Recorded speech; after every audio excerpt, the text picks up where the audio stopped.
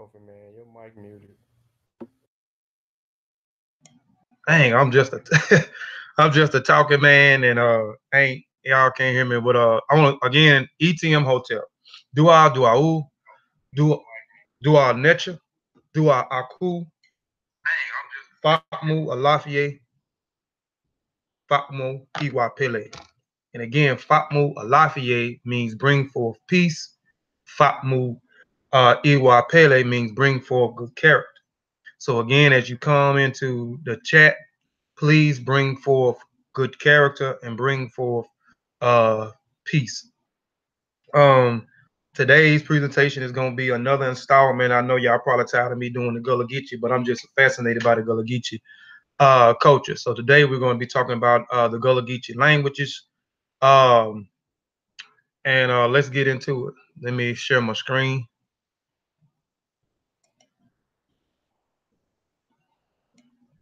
Sean, can you see my screen?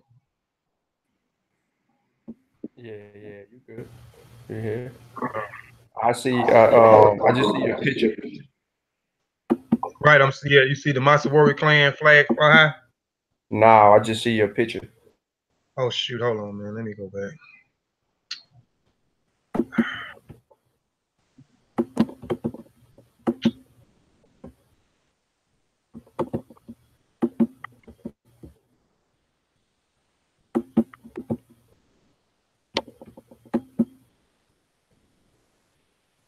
All right, what about now? Yeah, let's go. All right.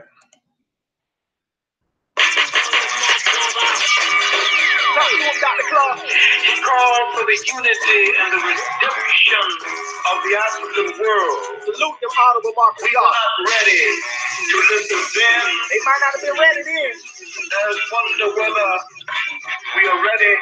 Ain't no doubt about it. To listen. You ready, baby? No. Let's go. Yeah. Flag fly high. Flag fly high. Flag fly high. Black kiss in the sky, breaking side to side. It's the flag fly high. Come on. Flag fly high. Flag fly high. Flag fly high. All the G's on the rise, all eyes so recognize the flag fly high. Hold it high. Let it fly. Record colors forever. Mommy would never die. On the 90, the throne ready. Let's take a ride.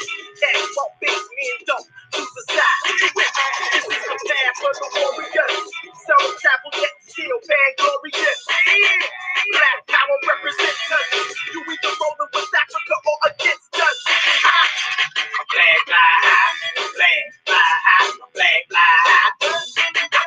Black kiss in the sky, breaking side to side. It's the flag fly high. Come on. Flag fly high. Flag fly high. Flag fly high. RPGs on the rise, all eyes are recognize the flag fly high. The red is for the blood. I got the best stock. The rest got stood. The black is for the gods, melanated and elevated, holding the main charge. The green is for the cradle. Africa, everything first, the earth stable. His Excellency put it together as a symbol of liberation. That's how we get the letters RBG. Flag fly high, flag fly high, flag fly high. Black kiss in the sky, waving side to side. It's the flag fly high. Come on. Flag fly high, flag fly high, flag fly high. All the G's on the rise, all eyes are recognize the flag fly high. This blind mind is 99. People on it of no time. How we draft on my design, we both ready. Hard line, ain't no game for that red flame. Triple stage for that black bang. Revolution in my veins, till we free, I won't change. If you can count on that, like an advocate. Celebrate the victories and the challenges. It's deeper than social media statuses. This lifestyle, full of nation building practices. Yeah! Flag fly high, flag fly high, flag fly high. Black kiss in the sky, waving side to side. It's the flag fly high. Come on. Flag fly high, flag fly high, flag fly high. RPGs on the rise, all eyes are recognize the flag fly high. That red, red, red.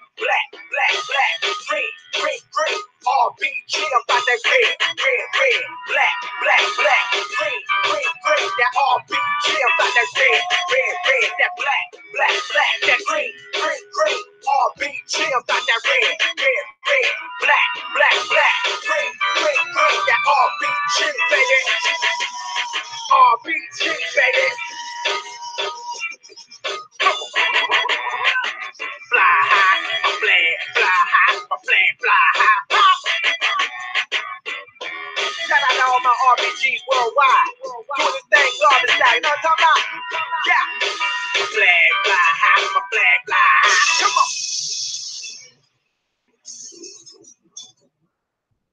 Flag fly high, my flag fly high, my flag fly high. RBGs on the rise, all eyes gonna recognize. My flag fly high.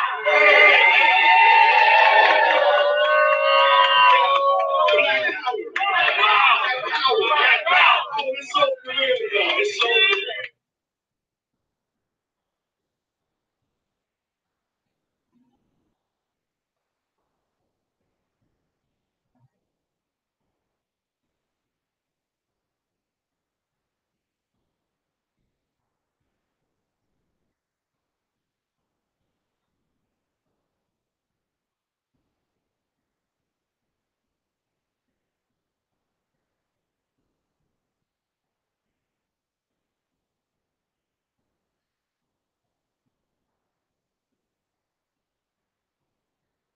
Flag still flying high. All right, today's presentation is called the Gullah Geechee language. Again, this is another installment, which is the fourth installment of the Gullah Geechee culture. Before I get started, I got my Arakunrin, which means brother, Ini Sean on the panel. I also have one of my Gullah Geechee brothers, Sosa, also is on the panel. That's my special guest for the day. He's going to be speaking a little Geechee for us later on in the show. Do y'all brothers got anything to say before I get started? I want to say anything to the family? No, a piece to the panel, man, a piece to the family, man. I'm going to go and just fall back and listen. All right. ETM Hotep, Rennie Sean. I said, welcome in peace. My name is Sean. I'd like to thank everybody for tuning in today to a powerful presentation. And I'm glad to have our brother on the panel with us today because he can answer some of the questions that he just heard. I'm pretty sure if he was tuned into Garfield's show just a minute ago, dealing with the Gullah, claiming that they're not African. And you know, we'll get into that later. But right now, let's learn, man. I'm here to learn. So. All right. Well, we're going to jump straight on into it. I'm going to promise, I don't know why we say this. We're going to try not to bore the family to death. I don't understand that anyway. I mean, what is boring about learning information? I mean, and a lot of us, we demonstrate good character. So with the Mossi Warrior clan, you won't see us attacking anybody or cussing anybody out or talking about your mom or killing your whole family. I guess we have to be entertainment in order for it to be boring, but we just like to give out solid information. But let's jump into it. As we get started, you know, this is our chant, which was coined by Arakunrin, Ini Sean California. You know, we are at war with our culture. We at war with our heritage. So let's go to war.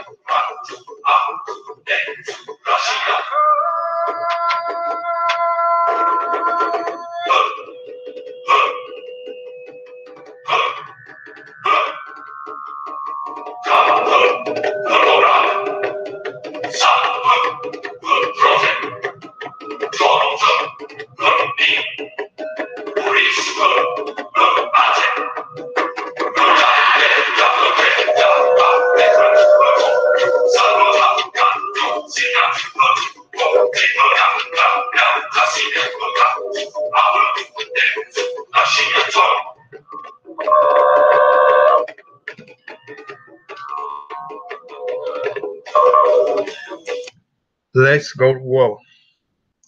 All right, this is my phrase, my saying I always say for those that's been following me for a while. As I learn, we all learn.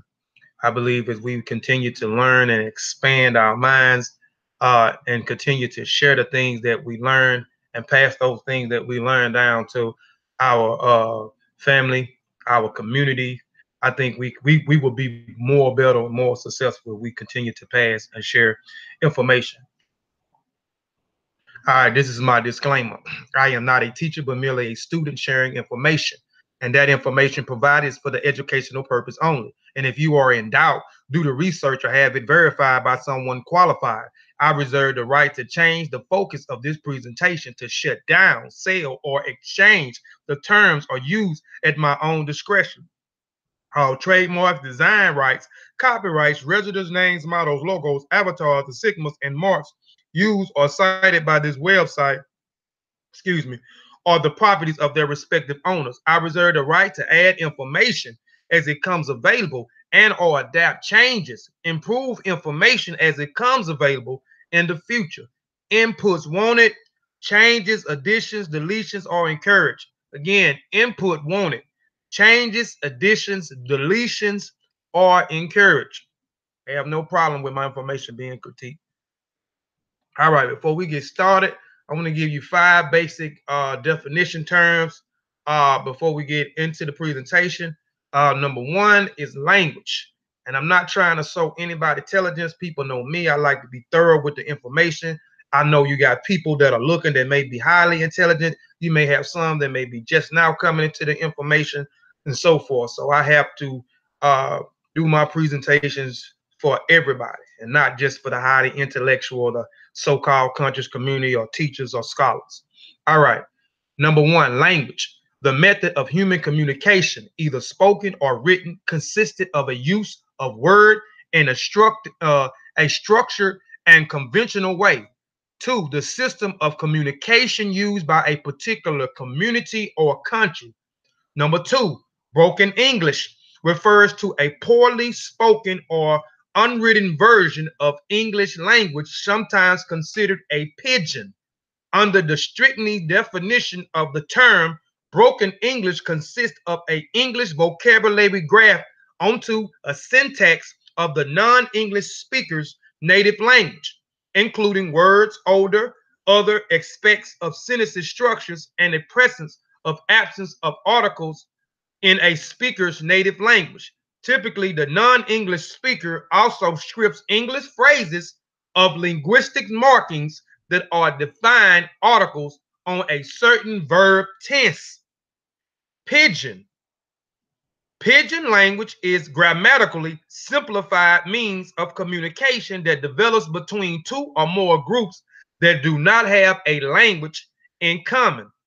Typically, a vocabulary or grammar are limited and often drawn from several languages. It's most commonly employed and situated such as trade or where both groups speaks languages different from the language of the country in which they reside, but where there is no common language between the groups. Fundamentally, a pidgin is simplified means of linguistic communication, and it is constructed impromptu or by convention between individuals or groups of people. A pidgin is not a native language of any speech community, but is instead learned as a second language. 2 more definitions. Dialect, a form of language that is spoken in a particular part of a country or by a particular group of people and that contains some words, grammar, or pronunciations, the way in which a word are said. There are different forms. There are different forms used in other parts or by other groups. Lingua franca, also known as a bridge language, common language, trade languages, auxiliary languages, vernacular language, or link language is a language or dialect systematically used to make communication possible between people who do not share a native language or dialect, particularly when it is a third language that distincts from both native languages. So I wanted to throw those terms out there real quick for those that may not know. Know about what is a pidgin language, broken language, because I'm gonna be talking about the pidgin language, broken language, etc., etc. Hold on. If I asked if 843 Gullah News want to get in the panel. If he do, Sosa, send him the link if he want to get in. Send a link to his messenger just in case he want to jump in here. I see him throwing some Gullah words out there right now. So let's jump back into it. Here's a thing.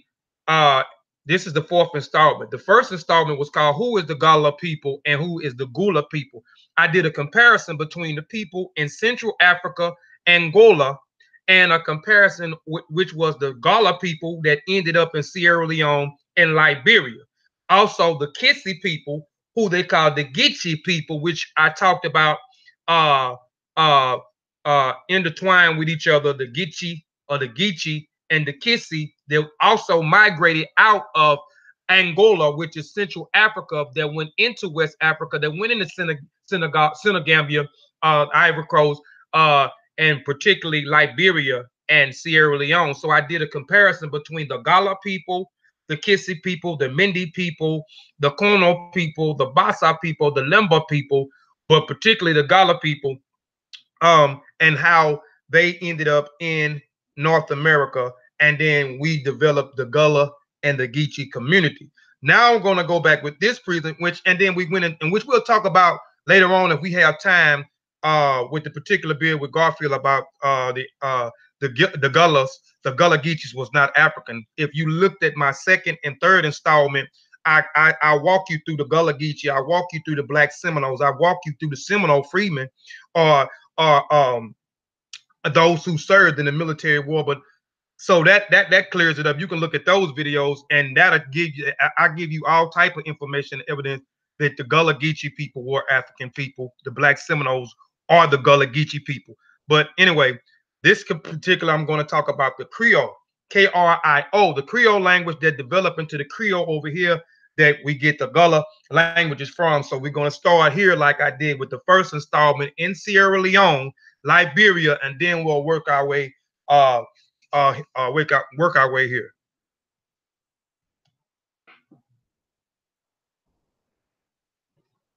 My bad.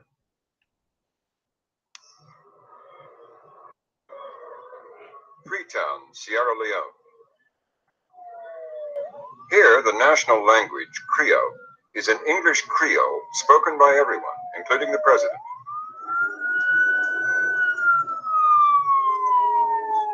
The use of English, both at home here and internationally, it will be very good for Sierra Leone, and that's why we are practicing it.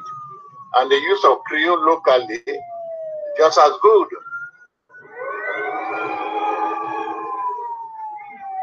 Creole is the language of the street.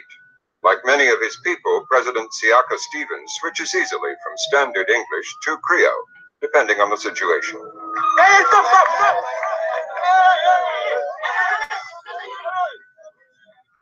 Stevens recently resigned, but as president, he liked to buy fresh fish from the seashore on his way home from work. And Creole is always the language of negotiation. What did I want? I come there twice a week, and I enjoy the bit of haggling and exchange.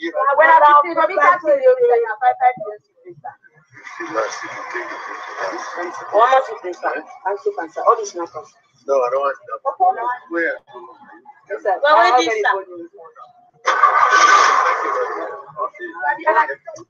I buy fish there now and again because it's quite fresh. That's the beauty. And take it home.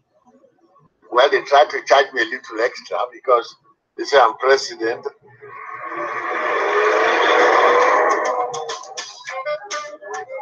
Creole is part of a family of African Creoles.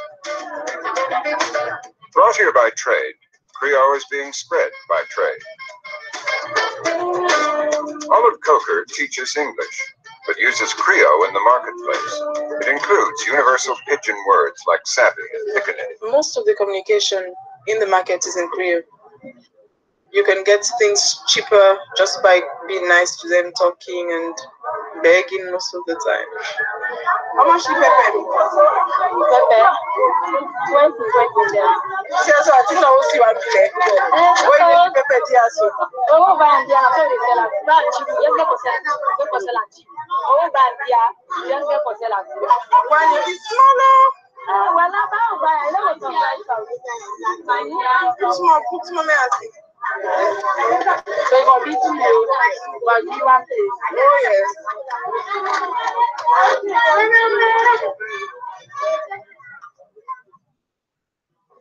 Part of Shakespeare and the Bible have been translated into Creole. Its unique spelling conventions have recently been codified in a Creole English dictionary. The Dr. Johnson of Creole is Professor Eldred Jones. The word for house is os.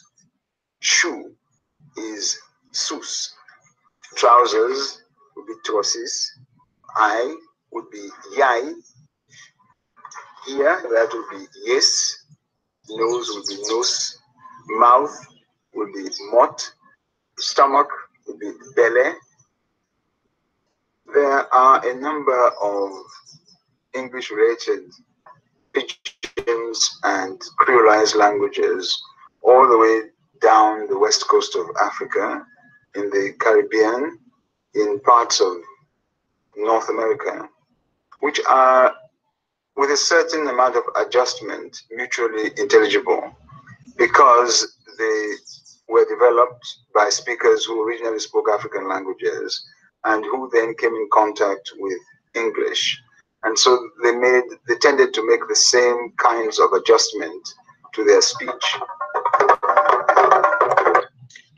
All right, not gonna play the rest of the video. Ain't but a few minutes left, but I just wanted to start right there with the Creole language that developed in not here in America, but the Creole language that developed in Sierra Leone, and then how it developed the Creole language over here into the Gullah language with the barriers of the English. So let's get back into how it started, Creole started, or this Franco lingua, or this bridge language started in Sierra Leone and then ended up over there. The British dominated the slave trade in the 18th century, and during that period of the English-based Creole spread it along the West African coast from Senegal to Nigeria.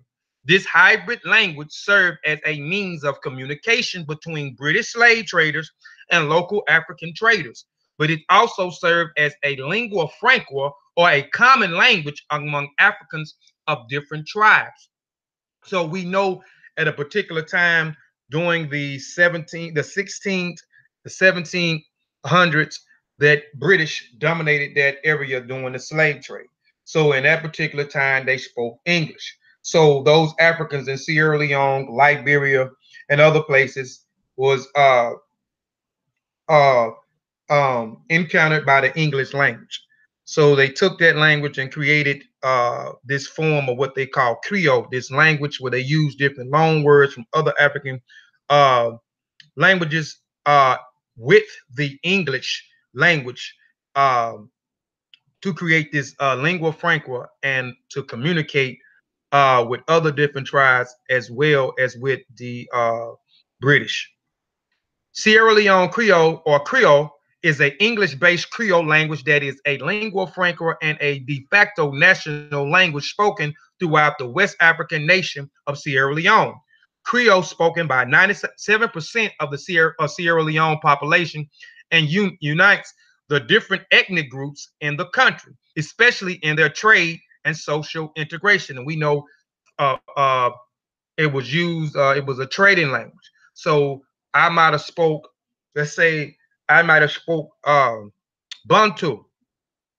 Another person might have spoke well, I was finna say Bantu, but that's Bantu language. But just say let's Wolof. Just say Wolof and Bantu. So Bantu and Wolof. We would speak in this Creole language to trade with each other. You know, I may have something, I may have rubber, this brother may have some type of plant that I may need, and so forth. All right, Sierra Leone population unit different ethnic groups in the country, especially in their trade and social interaction with each other. Creole is a primary language in communication among Sierra Leone at home and abroad. The language of natives to Sierra Leone Creole people or Creoles, a community of about 300,000 descendants of freed slaves from the West Indies, United States, and British Empire. We're going to talk about that. It is a spoken as a second language by millions of other Sierra Leones belonging to the country of indigenous. I'm going to say that again. The language is a native to Sierra Leone Creole people or Creoles, a community of about 300,000 descendants of free slaves from the West Indies, the United States, and the British Empire. It is spoken as a second language by millions of other Sierra Leones belonging to the country's indigenous tribes. English in Sierra Leone official languages, while Creole, despite is a common use throughout the country, has no official status. The Creole language is an offshoot of the language and variations of English brought by the noble Scotian settlers from North America, the Maroons from Jamaica, and the numerous liberated African slaves who settled in Sierra Leone. After freed slaves, the Jamaican Maroons, African Americans, and liberated Africans influenced Creole. But the Jamaican Maroons, the Igbo, and the Yoruba liberated Africans were the most influential. Let's stop. Now it says that we talked about, it says the Maroon Jamaicans were in Sierra Leone. We had African Americans who left and went to Sierra Leone.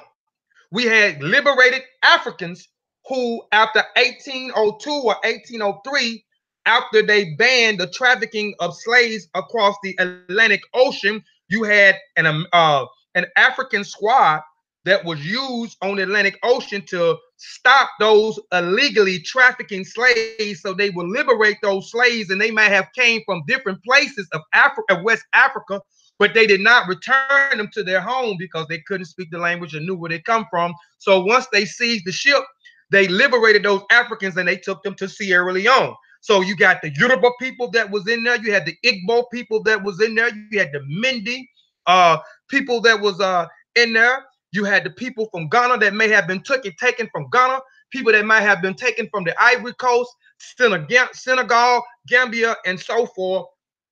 Those different ethnic groups in Sierra Leone. We know in 1787, Sierra Leone became a free town. It became a free town with the pushing of Grandeville Grandeville Sharps, who actually helped orchestrate that with a Timney chief who is the oldest, who say is the oldest tribe in Sierra Leone. I talked about the Timney people a little bit in the first installment.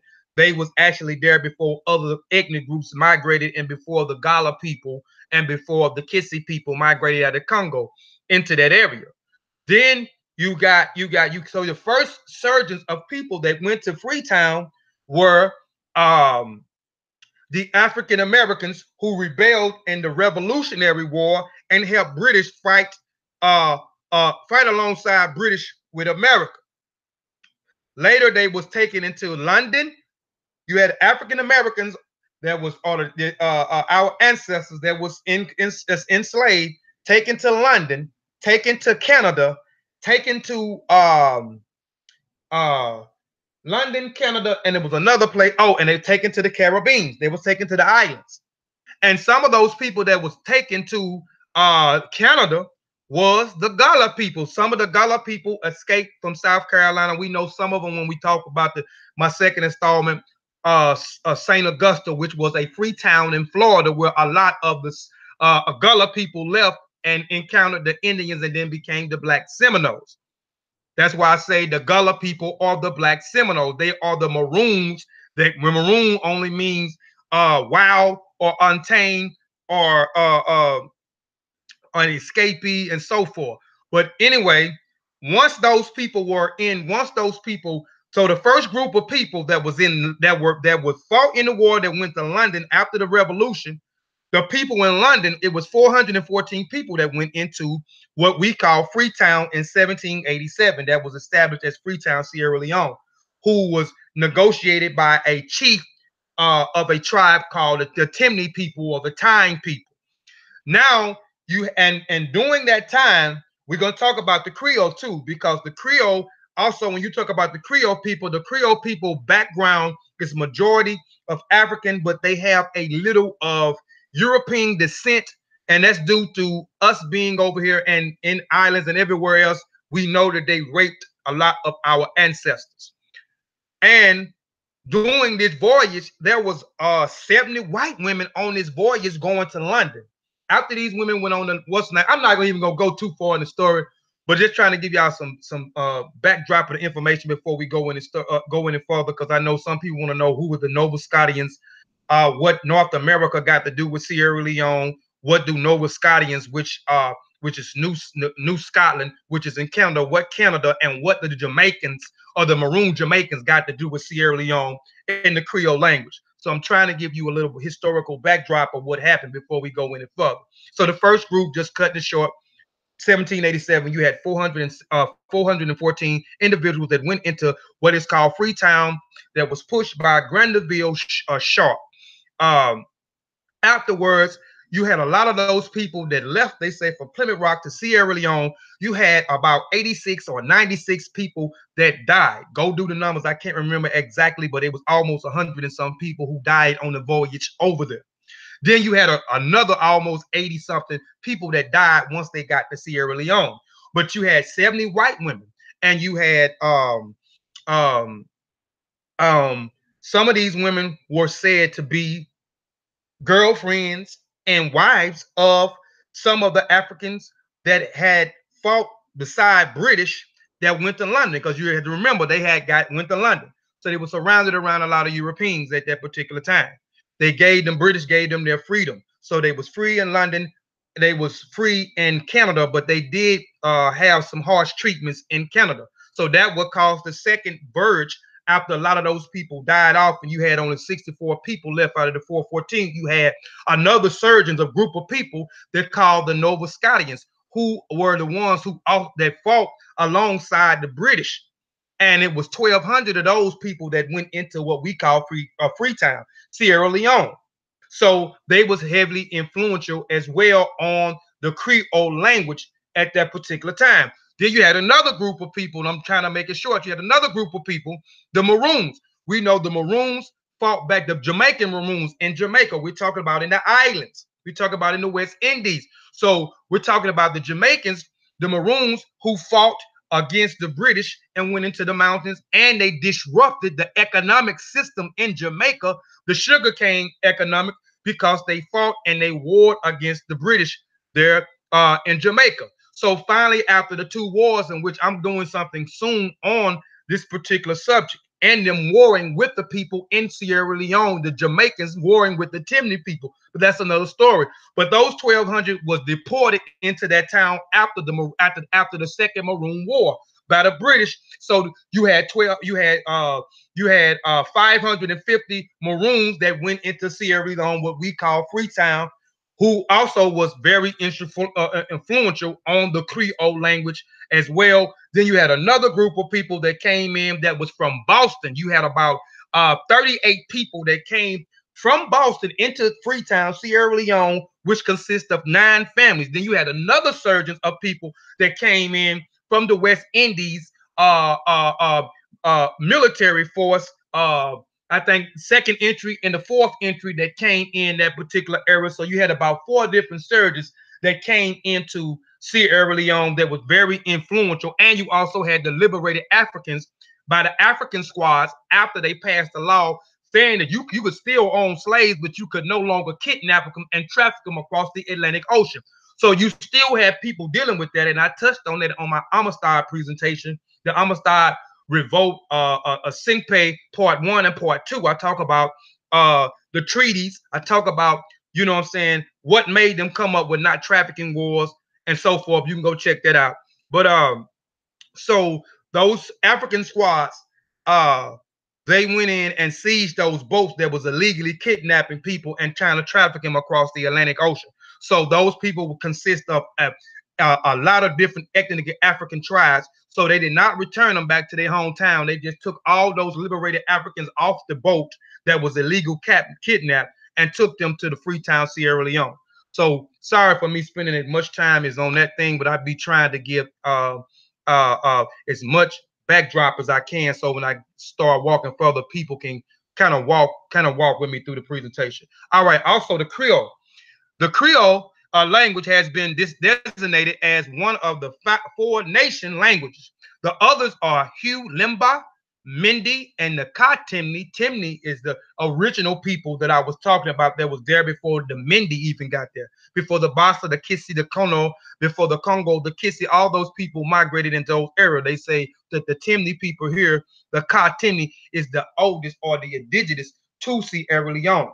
Many in the people diaspora may not be aware, but these languages are now being taught in schools and colleges. The orthographies have been standardized. In fact, Creole as a dictionary written in 1980 by 2 prominent intellectuals of Sierra Leone, the late Professor C.N. Flies and the Professor Elder Jones, both of whom are native speakers of Creole. The dictionary was published by Oxford University Press. Dr. Ba Sheka and a Timni Linguistic has written a dictionary of the Ka-Timni. Creole is distinction from the pidgin as it is a language in its own right, with fixed grammatical structures and rules. Creole also draws from the European language, the Portuguese, and the French. The Creole word gentry or gentry, which means wealth or acquires wealth, is derived from the Old French word gentry. And the Creole word pinkin, which means child, indirectly comes from the Portuguese words pequeno, meaning small or often used in means of children's of Portuguese. The Sierra Leone Creole people or the Creole people is an ethnic group in Sierra Leone. The Creole people are distinct or freed African Americans, West Indies, and liberated African slaves who settled in the western area of Sierra Leone between 1787. This is when Freetown was established, and about 1885. So we know, through me explaining earlier, how the Jamaican Maroons ended up in Sierra Leone, how the African Americans from Boston ended up in there, how the revolt, how our ancestors ran away from the plantations, fought with the British, and ended up in London, ended up in Canada, and those Nova Scotians from Canada ended up in there, and so forth. Leone between 1785 and about 1885. The colonies was established by the British, supported by abolitionists under the Sierra Leone Company as a place for freedom. A settlement called the New Settlement, Freetown today. The Creole comprised of about 2%. It's only about 2% of the population in Sierra Leone today. There's no longer a big population of Creole people there today. Like the Liberians, and we know Liberia became a free town later on in time, up under the American Colonies Society. We know later on, we know Sierra Leone was first, and then Liberia became a free town later on, which was neighboring between the two. And a lot of the Gullah people, or a lot of the Gullah people that's in those sea islands in South Carolina, Georgia, our ancestry comes from Liberia, as well as Sierra Leone, as well as the Congo, as well as Ghana, as well as Nigeria, as well as Senegal, as well as Gambia. They're like American neighbors and sisters. Ethnic groups of Liberia Creole have a varying degrees of European ancestry, as I said. And that is due to Creole people has a varying degree of European. That's due to the raping, and a lot of those who ran off the plantation here, fought with the British, and ended up in Canada and in London. Because the first surgeon of people, for the 414 people that left London that went to Sierra Leone in 1787, you had 70 white women on board, and you had an account by I can't think of the doctor name. I spoke of the doctor name on my Amistad presentation, this doctor who became an abolitionist later on, but I showed you his documentation and showed you as well his documentation in his book of viewing the circumstances that was going on the boat, inside the boat, and he was there to make sure that those people on the boat was taken care of, as well as our kidnapped ancestors were taken care of and whipped into shape, so when they got over there, they would be in great health to be sold.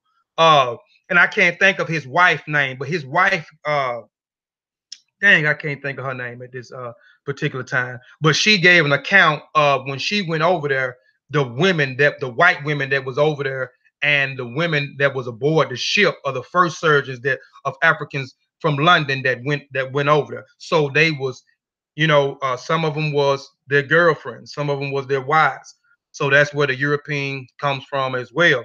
And you had some Armenian, which if you study Jamaica on those islands, a lot of those people, the Tainos were there, the Taino Indians were there. So that's why they say a percentage of the Jamaicans also may have Armenian, because all of those people that was over there, they procreated with each other. The Jamaican Maroons, the Africans from London that might have been from other ethnic groups, the other groups from Nova Scotia, from Canada, all those people, procreated with each other and created this Creole nation at this particular time. And the Creole language became dominant in Sierra Leone. Africans American became some settlers, were descendants from European Americans and other Europeans. Through the Jamaican Maroons, some Creole probably also have indigenous Jamaican, Armenian, Taino ancestry. Alongside the Americo-Liberians, the Creole are the only recognized ethnic group of African Americans. Liberated Africans and West Indies descent of West Africa. As they are our Liberian neighbors, Creole culture is primarily westernized. The Creole developed caused relationship between the British colony power. They became educated in the British institution and held prominent leadership position in Sierra Leone under the British colonization. The Creole settlers across West Africa in the 19th century, communities such as the Lendi, the Cameroons, the Conakry, the Guyana, the Banjul, the Gambia, Lagos, Nigeria, Abeokuta, Calabar, Akari, Ghana, Cape Coast, Fernando Po, the Creole language of the Creole people influenced other pidgins such as the Cameroon pidgin language, Nigerian pidgin English, the Pidgin Gills, thus the Aku people of Gambia, Saro of Nigeria, Fernando people of the equator of Uganda, and sub-ethnic groups directed descendants of Sierra Leone Creole people. So it influenced other different languages. The Creole influenced other different languages in other different parts of Africa.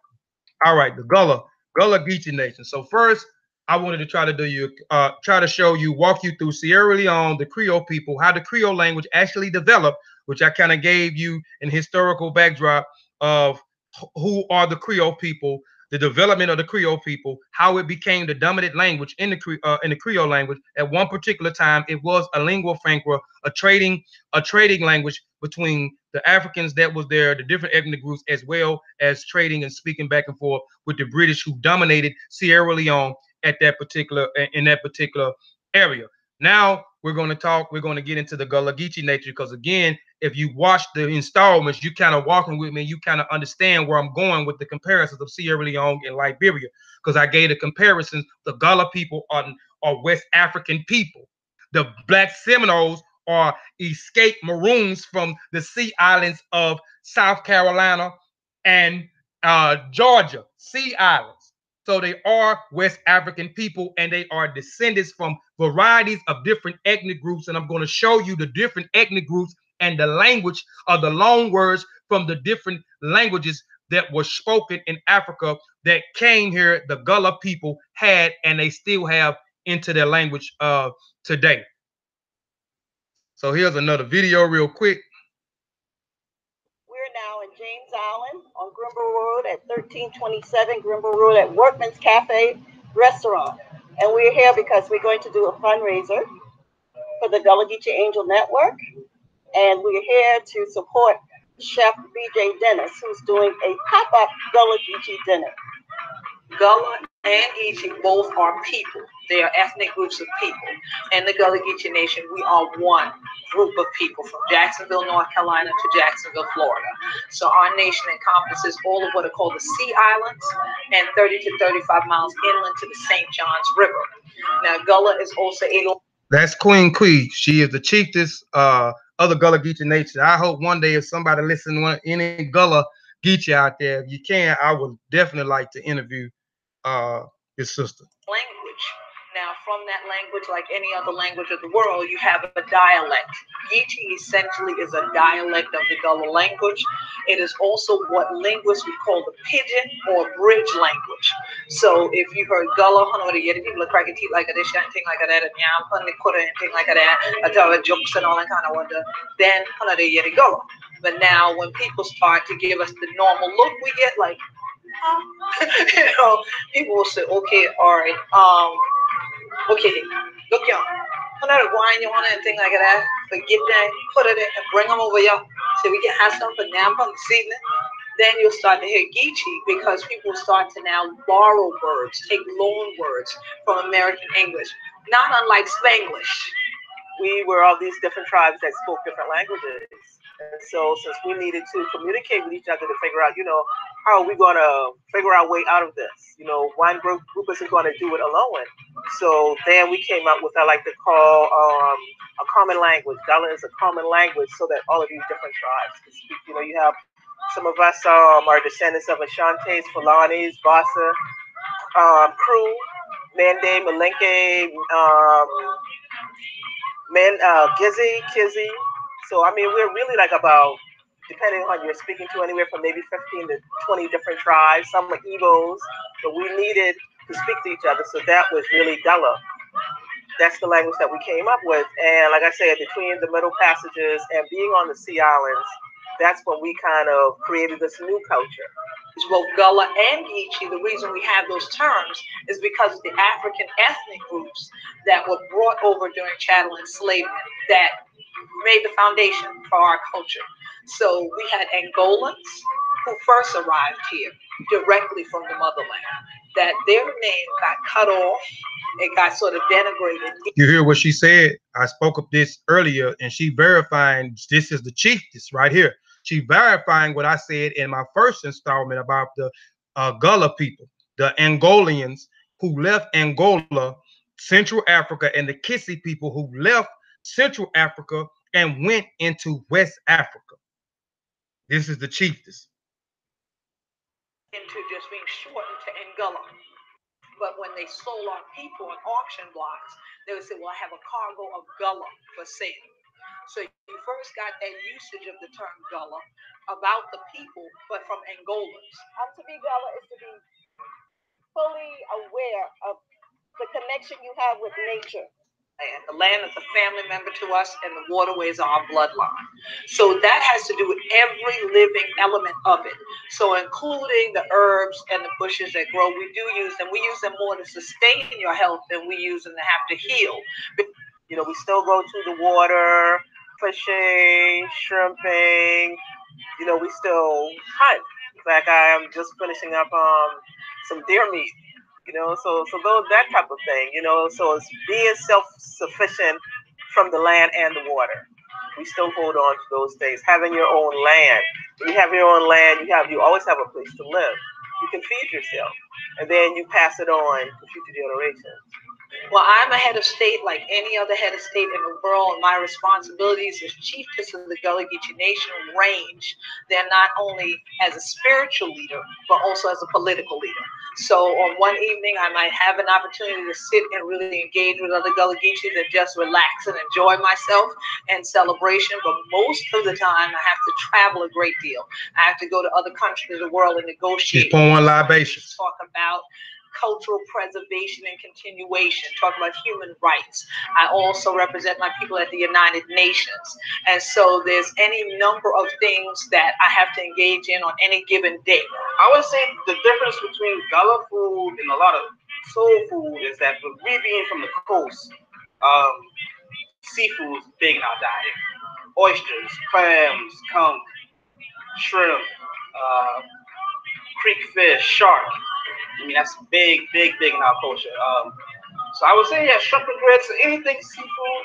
But like I said, there's a lot of food ways that's been lost. Like that we're trying to bring back traditions of taking shrimp heads and drying the shrimp heads out. This was done when my grandfather was young. They would take the shrimp heads and put them in the attic of the house, and it was so hot in summer they would just dry out. So in the wintertime, his mother would take it with a mortar and pestle, which is traditional West African thing, and pound it out to a powder, and you throw it into your broth. So you get this really aromatic shrimp flavor. And you find in the churches they have a familiar clap. It's different rhythms at different times, and so it's a clap that gives us. It goes like this.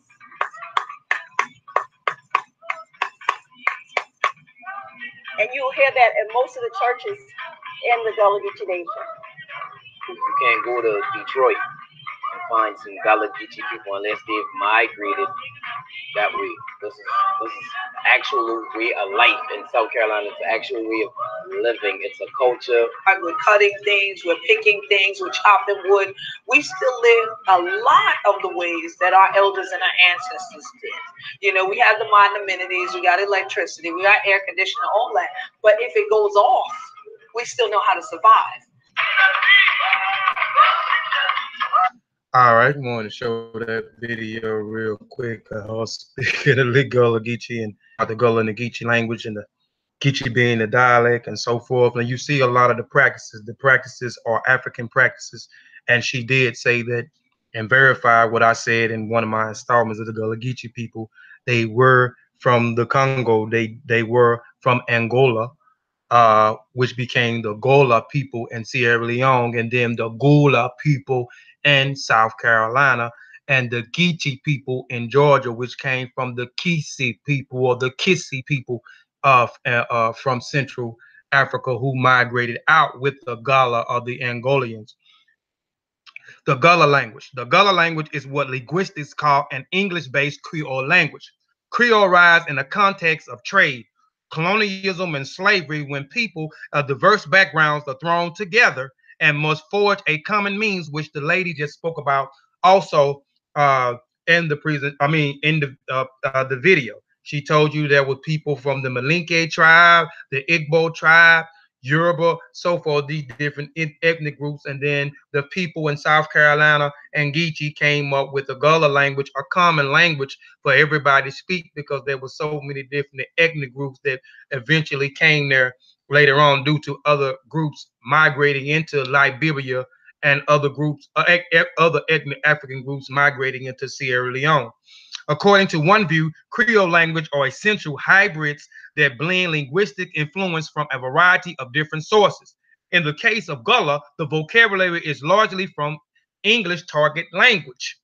The speech is socially and economic, and we know it is the target English target language is because the people that brought them over here as well, you had different European nations that were here, spoke English as well. When Britain had Sierra Leone on lock, you know, they spoke English, so they created this bridge language, the Creole. Then you had the Creole language over here that became the Gullah, language. Different sources in case Gullah, a vocabulary largest from English target languages, a speech of socially and economically dominated group. But the African substrate languages have altered the pronunciation of almost all English words, influenced the grammar and sentence structures, provided a sizable minority of vocabulary. Many early scholars made mistakes of viewing the Gullah language as a broken English because they failed to recognize the strong undeniable influence of African languages. But the linguistics today view Gullah and other Creoles as full and complete languages with their own systematical grammatical structure. They are their own complete languages with own systematical grammatical structures. I just wanted to reiterate that. Hold on. What are you doing, son? Okay, put it in the microwave. Be quiet. English is a target language. My son, he don't never want to come in here and fool with me until I'm on here doing something. English is a target language of Gullah, which means that it was a language of the people in power.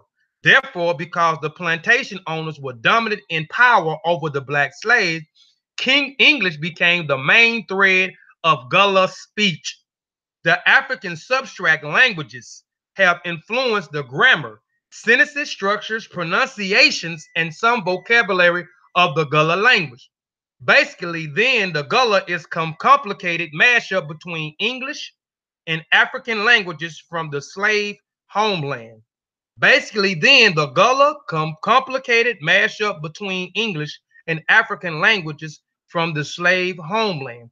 And a lot of the black Seminoles, who are the Gullah people who escaped the sea islands of North Carolina and Georgia, that went into the safe town St. Augusto, Florida, who was owned by Spain at this particular time and made a safe haven because British was fighting for the territory against Spain.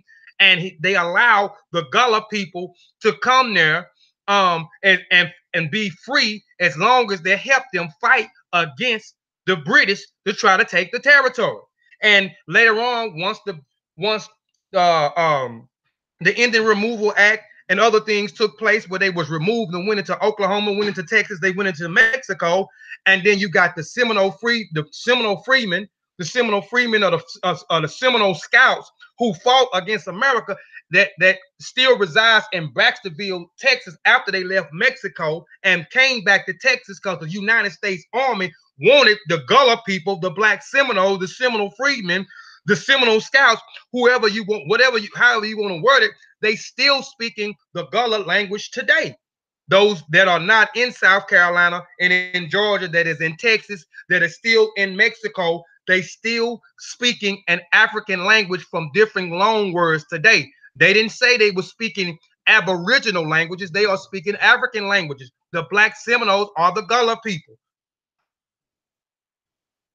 Gullah substract languages include the West African languages, Ewe, Hausa, Igbo, Kikongo, Mende, Twi, Va, and Yoruba. In strongly resemblance Creole, a major West African English-based Creole spoken in Sierra Leone has been argued to have been influenced by Creole. This is Hancock, 1980 in Linguistics. According to Lorenzo Dow Turner, which I spoke about in the first 3 installments, and we're going to talk about again a little bit in African linguistic, African American linguistics.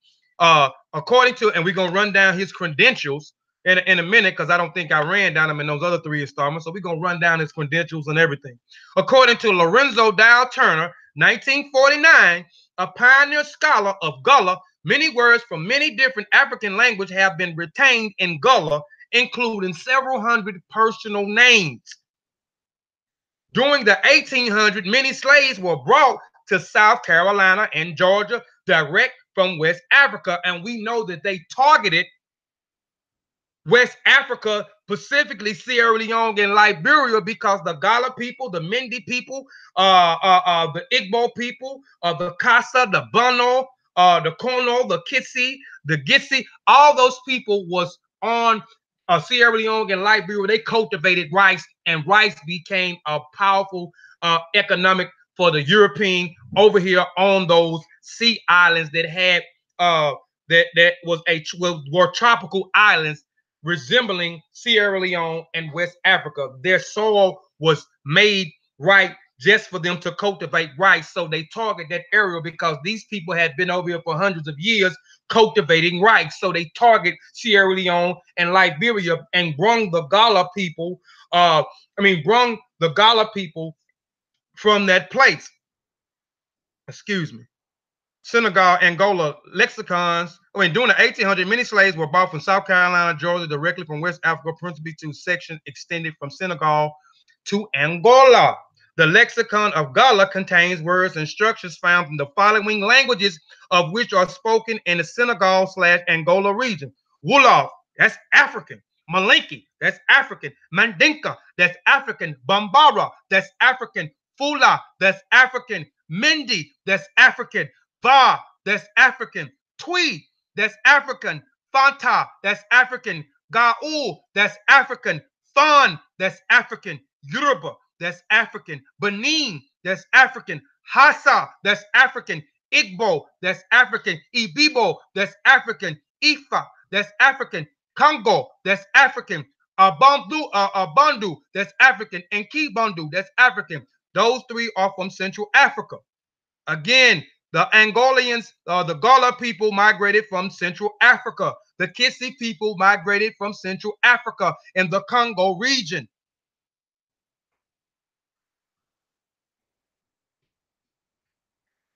Early linguists considered pidgins as a Creole and as an inferior language.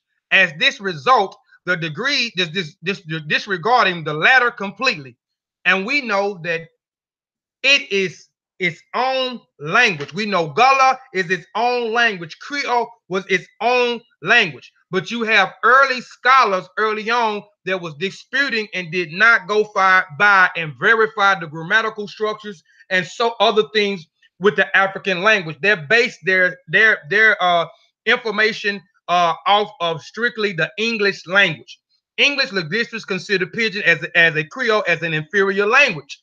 And in this result in the discarding the latter completely. Lately, linguistics have changed the previous mentioned attitudes because the recognition that pidgin and Creole are just new languages enjoying their own origin, history, and typical linguistic features. Gullah is a Creole language developed throughout the period of the slave trade. Until recently, Gullah has been depicted as corrupted and intelligible to the outsider as a lack of grammatical structures such as plurality, cupolal, gender distinctions, inflected verbs, proverbial markers, etc. Actually, the Gullah language is part of the parcel of the culture and social environment from which it was derived. As for the Gullah people, there are people of Black Americans who speak languages which is akin to Sierra Leone Creole. They have been viewed as backwards and ignorant as they have been thought to be speaking bad English. They are famous for making crafts such as baskets, jewelry, and pottery. So some of the early linguistics in the early 20th century was talking about this was pidgin, I mean, it was backwards language, broken English, an inferior, intelligent language, and they was basing their research strictly off of the English vernacular. They did not compare any of the Gullah language or the Creole languages with the African origins. It did not do its linguistics scrutiny in the African languages and dialects. There have been two controversial points of view revolving around its origin. Some linguists, such as George Crapper and Woodson, believe that Gullah is a survival of British dialect and baby talk. For them, Gullah is nothing but a very simplified and reduced form of English. This assumption of baby talk characterized early linguistics only and is no longer upheld at all today. And these are just different accounts of different linguistics in the early 20th century, talking about the Creole here and the Gullah language and the Gullah Geechee language. On the contrary, Turner illustrated that the Gullah is strongly influenced by African languages. It says strongly influenced by African languages in many respects, such as the sound systems, systematic systems, grammar, vocabulary, and sentence structures.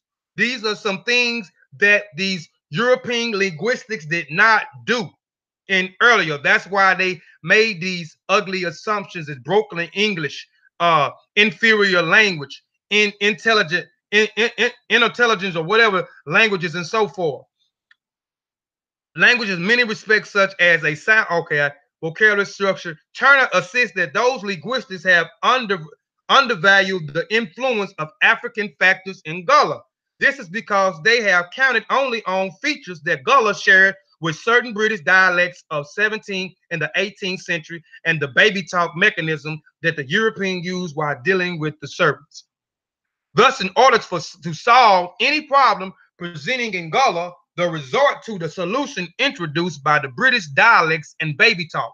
Thus, linguistics who are interested in conducting a research to explain Gullah should acquaint themselves with knowledge of the African languages, which those early linguists was not acquainted with those African languages and did not go into it and compare it with those different Creole languages as well as the Gullah language, which are the native tongues of those people.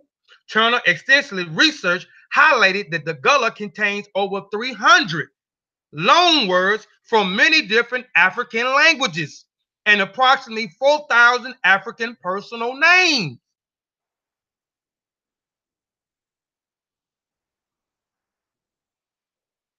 Gullah is spoken by approximately 250,000 ethnic populations. The Gullah people have retained their language and many of their cultures, customs, and traditions than any other Black people in the United States. And this is why I am so fascinated by the Gullah Geechee people. The millions of people that was brought here, they are the only group that was able to obtain their African lineage and their African heritage intact out of all of the millions of people that was brought here. And I think I may speak on this in another slide or two. I can't remember. But if I don't, I'll go back and talk about it. But those that have watched my other presentations, I talked about it on the first installment. The second and the third installment, I talked about it. If you don't know, go back and look at the videos on the channel. I hope people are taking notes now, took notes in the past, you know what I'm saying, just for future references. Also, go check out those references that I gave you as well. But they kept that's why I'm so fascinated by them. There were two central factors that contribute to the perpetual Gullah of the languages of the Sea Islands. And I think I do talk about that. The social or geographical isolation and the continuous importations of the African slaves directly from West Africa, respectively. Gullah slaves lived in isolated communities and had a perceptual communication with the white people. They was able to keep it in their African heritage, language, cultures, and etc. intact because they was isolated. During the early 16th, the 17th, the 18th, the 19th century, and maybe the 20th century, the 19th century, you had, it was those sea islands, which consist of a lot of different islands in South Carolina as well as Georgia. There's a lot of those sea islands there. They was isolated. They was isolated from town. Now you have bridges there, but in those times you had no bridges, no particular bridges. They had to take a boat to get to those sea islands that the Gullah people was on in South Carolina and Georgia to cultivate rice for them. And at this particular time, they was isolated because the European was not on the plantation as much because of the diseases on that tropical sea island. It was a tropical sea island, and it carried malaria and yellow fever. So a lot of our ancestors was immune to those diseases because they was oh, you remember, they was targeted from Sierra Leone and Liberia because of the skills of cultivating rice that they had been doing. They owned farms in Sierra Leone and Liberia cultivating rice. So I ain't got a lost my train of thought. Oh, so at a particular time, 6 months out of the year, the slave master was not on the islands. So a lot of them, they were majority on their own. They did their duties, they got through with their duties, and they was able to do what they wanted to do. They didn't work all day, all night, they was there by their own, so they was able to keep a lot of that intact because the slave master was not on the plantation, did not live there, and he was there 6 months out of the year.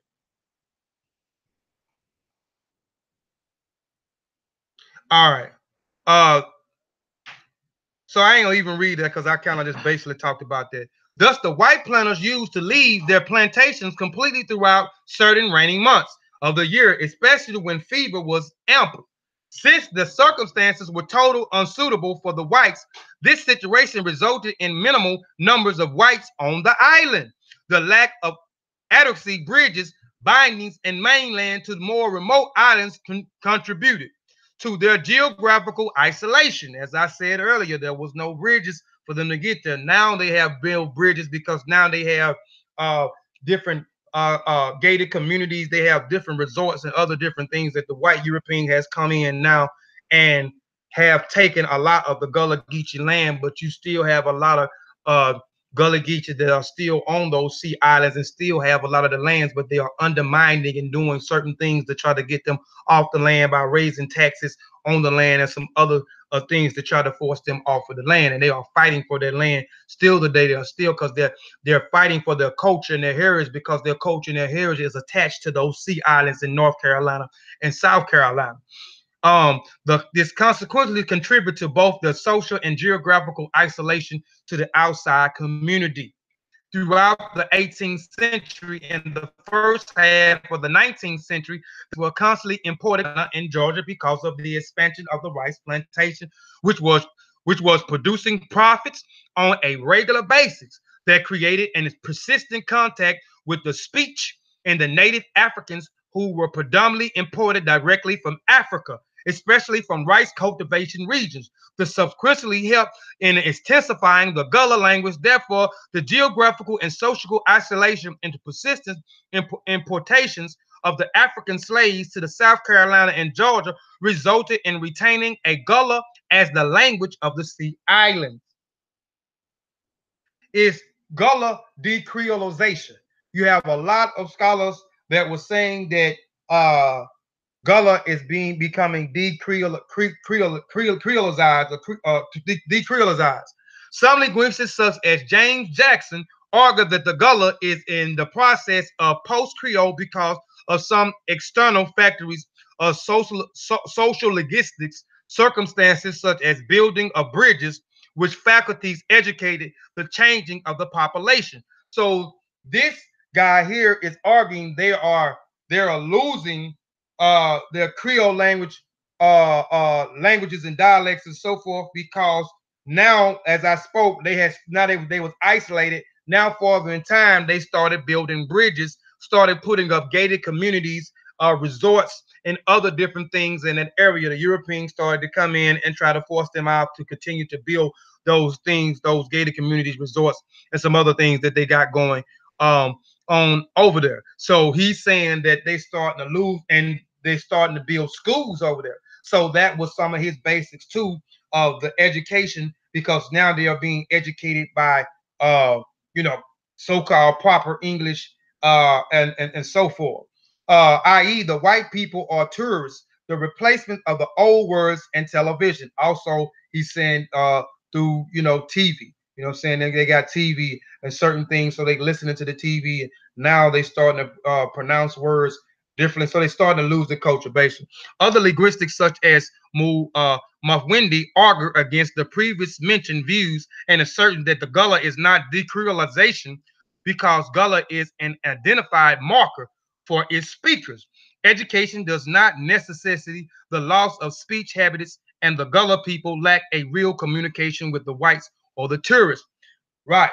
And he's just saying that because again, they got the school. So a lot of the Gullah children took them across the bridge to the school, because sometimes we feel like the European school system will perpetuate our children into another bracket, another economic bracket if they go get educated by these Europeans. So a lot of the Gullah people did send their children to these European schools that are over there. And the islands have become a tourist a place where you can go and tour. So a lot of tourists come over there to visit the Gullah Geechee people and visit those sea islands to get some of the history of those sea islands and get some of the history and the culture from the Gullah Geechee people. So they are always interacting with these white tourists that are coming over there, and their kids are always interacting with the Europeans because they have been going to school. And that was the basic of what Jones Jackson was arguing, that the Gullah Geechee was being decreolized, which Mufwini was saying it was different, even though they was still communicating with these tourists and going to school. Their speaking was still intact. Building the bridges faculties that the connection between the mainland and the islands in turn results in the improving educational factories of increasing jobs opportunities. Jackson Jones elaborated that there were a lot of whites who had moved into sea islands to live there, as demonstrated by the demographic data, and the three was a large number of tourists visiting the islands. The consequently result corrosions of the racial and conventional structures of some of the islands, such as James and Jones, and that is the name of some of the islands, James Island and Jones Island. John's Island, I mean, a lot of common words among the older generations were not recognized by the young children. And there was plenty of, I mean, there was a lot of the sea islands over there, and specifically, you had certain islands were started to become predominated by a lot of white people on those islands. This was because the parents wanted their children to be well educated. In order to do this, the old vocabulary should not be based on to them. Their privileged state circumstances resulted in the collapse of solid social compositions of the communities, which in turn result in stimulating people to move up a social ladder and modifying the ways in which they use to speak toward standard English.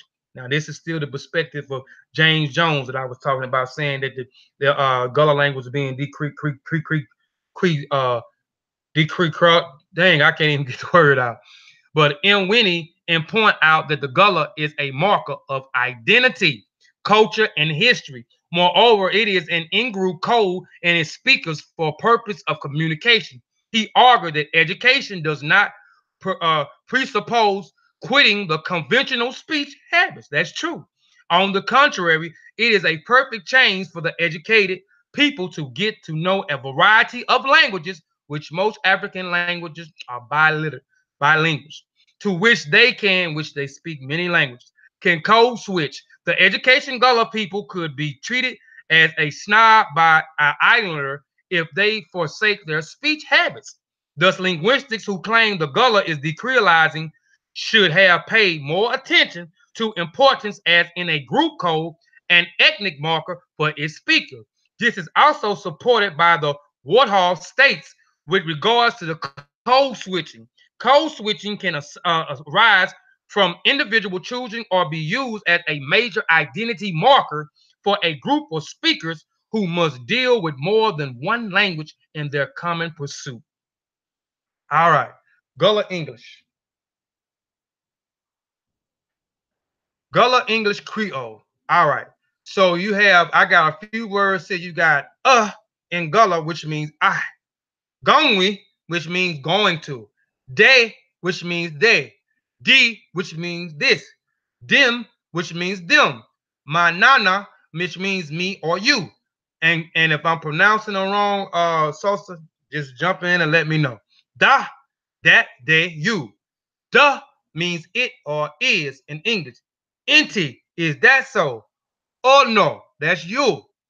Gullah abides by a pronuncial system in which there is no distinction between gender, i.e., the same pronoun e signals both male and female in both nominative and genitive cases. When it's functioned as an object, it becomes m or to signal both singularities or plural. For example, translation of he blinked his eyes or she blinks her eyes is e blink ei. E blink ei. The lack of gender and case distinctions is inherited from West African languages such as Yoruba, Igbo, and others.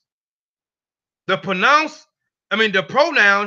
she usually replaces the pronoun her, especially in the nominative, genitive, and adjective case, respectively.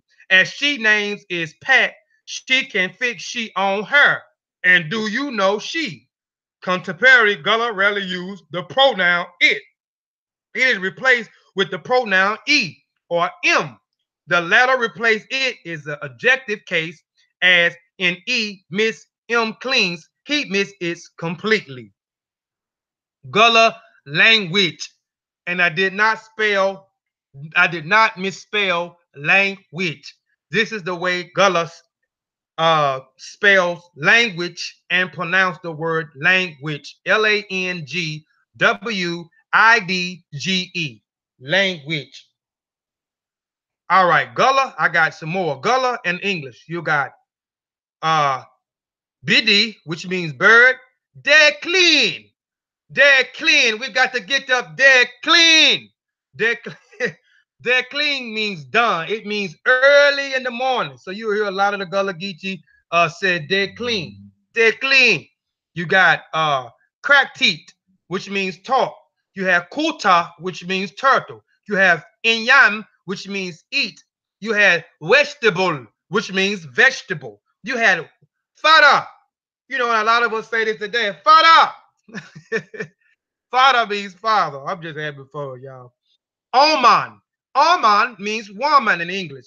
You got the bukhra. Man, we got to get the bukhra off our backs. The white man. Bukhra means white man. Titu means sister. Language means language. Swango means proud. Binni means sesame seed. All right, here's another video.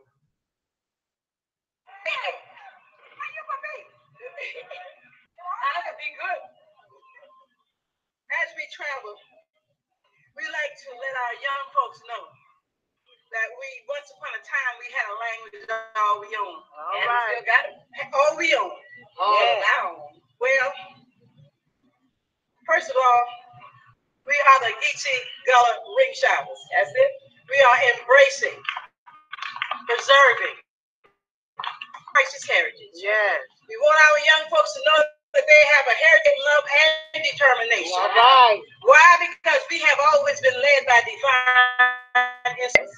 Now, hatred is not what we teach, but heritage is. And we want our young, if they don't know where they came from, when they get where they go and they want to know how to act or what to do. All right. So this is why we travel across the countryside. Let them know that once upon a time we had a language all of our own. And they came across the deep blue sea from Mother Africa. They put us on different plantations and they had us all messed. She said they came from Mother Africa. She didn't say they was already in America. She said they came from let me stop picking y'all. Different tribes, different plantations. So we from the word that Master used to say. All right. And then we put our own language together. That's it. Had we made we could stand on the grocery line, hold a conversation, like some of us do now, and no one would know what we were talking about. All right. That's it. All right. The other ethnic group, they had talking about you or not. All right. Because they are laughing, and then when they go to school, they speak English. We should maintain our language. You know what I remember like yesterday? I remember like it was yesterday. When I first had to go to school. This is what I did the night before. I go on in there and get to the shift room. I went to the dresser and I get me from dress. And I bring them out there to the front room. I brought it to the living room. And you know I laid them on the lounge chair. On the sofa. Next to my brother Britches in the program. To my brother's boots and his pants. And the 4 day next morning, I get up. I got up. And I walked out on the piano, on the porch. Said to my great grandma, "Wonderful doing. How are you doing?" They said, "My joint hurt me. My joints hurt." Say, "We wonderful go. Where are you going?" I go to the store. What do you do? I eat me ration. My food. So look here. I walked out in the yard. I said, "Hey, no cat, no car." See if this shit could have creeping across the yard. Turtle crawling across the yard. Going down to the school, I see two. One been stout and one been down. One was fat like me and one was skinny. And I tell you what, them women having the prettiest earballs, earrings. And I seen all kind of children. Our gal had a hand in a kimbo. That girl with her hand on her hip. And I seen a scammer and a scoundrel. A little bad boy and a big bad boy. And you know what? I stayed in there. They said recess. I said, I'm going back to the gift house. And the first thing is refrigerator. Get yourself a belly washer. Yeah, bro. The ring. And now listen. We said joint, pint. All right, now pay attention to what she's saying right here. And I was building with my brother Sosa about this last week when I was talking to him about you hear some of the words that they're using.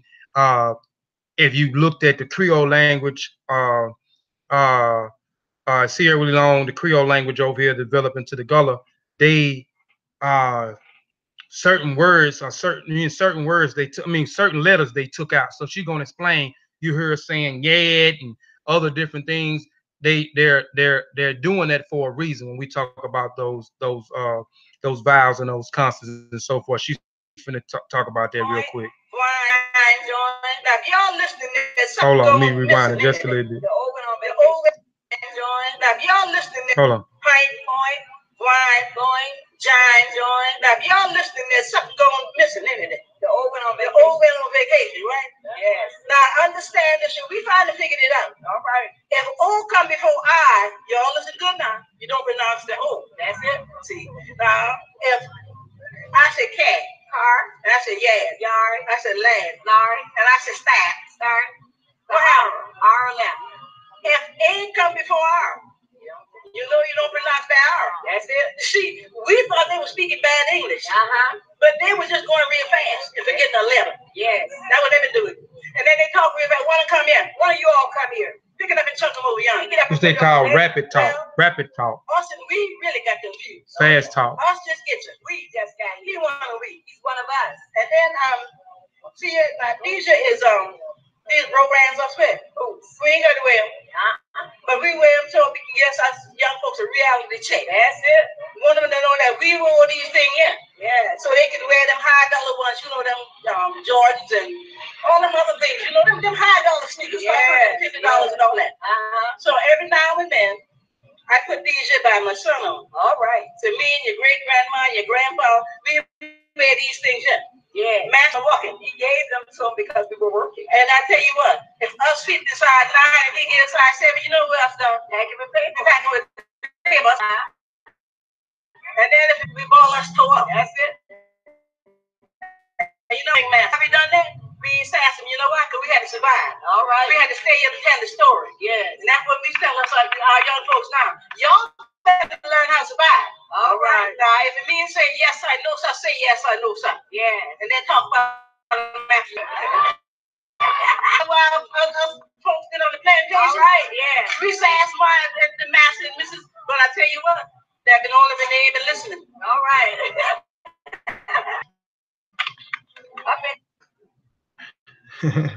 All right. The Gullah have drawn their African nicknames from various sources, including African first and given names, clans names, and African tribal names and their ancestry. They use the masculine name Bala, Sore, Selifo, Ja, and Lobombo. Those sound like African names, not in Native American names.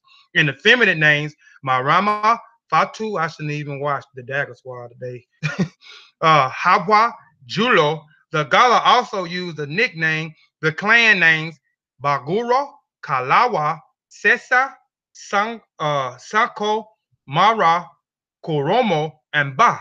The Sierra Leonean tribal names Limba, Loco, Yolonke, Susu, Kisi, and Kono. Gullah loanwords from Sierra Leone language used in everyday speech includes Hoso, witchcraft, Mindi, and Hoso, forest or spirit. So I'm comparing right here. Hoso, which means witchcraft, and Mindi, which was an African language that many of the Gullah language use loan words. Turner says 4,000 loan words. So, and even in the other videos, the woman said that they use many loan words. And even I keep reiterating in the presentation, there were many ethnic groups: the Malinke, the Kono, the Kisi, the Pasa, the Susi, the Kisa, the Limba, and so forth. These were different ethnic groups that ended up over in South Carolina and Georgia, and they use loan words. So you got the word Hoso from the Gullah language, Hoso, which means witchcraft. Mindi means in the Mindi language, those Mindi people are from Sierra Leone. And I talked about the Mindi people in the Amistad. Singpe was from the Mindi tribe. And majority of the people that was on the La Amistad were from the Mindi tribe. You had other groups on there, but majority of them was from the Mindi tribe from Sierra Leone, who also was rice farmers. So the Mindi word Hosa means forest, spirit, Gafa, evil spirit, Mende, Ngafa, mask, devil, Wanga, which means charm, Timni, and Waka, fetish or swear. Timni is also, they say, are the oldest people in Sierra Leone. They was there before any other African group migrated into Sierra Leone. Fetish or swear, that what Awaka means. Bento, coffee, Timni, and Bento Barir. Dofu means rice flour. In Va, it also, the word dofu means rice flour. Du means child. Medindo means child also. And Kom, together. Mindi, and this is the Medindo means child in Gullah, or Kom, or I mean Kom means together. Mindi, Kom means meeting. So you got Mindi, it means Kom means meeting, and Kom in Gullah means together, which is the same thing, a gathering of people. The Gullah believe in witchcraft, which they call voodoo, wonga, or hoso.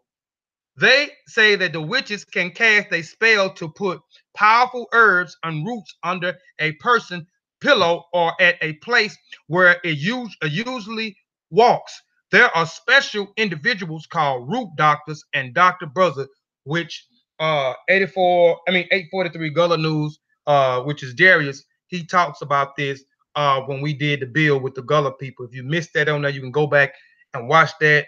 Me and saying Sean Calfunny, we interviewed Darius and my brother on the panel now, Sosar. We interviewed those two brothers. They are Gullah Geechee. So we interviewed them, and the audience asked a bunch of questions as well. So they talked about their Gullah Geechee background, the history of the Gullah Geechee, certain things in the culture and the traditions, and this.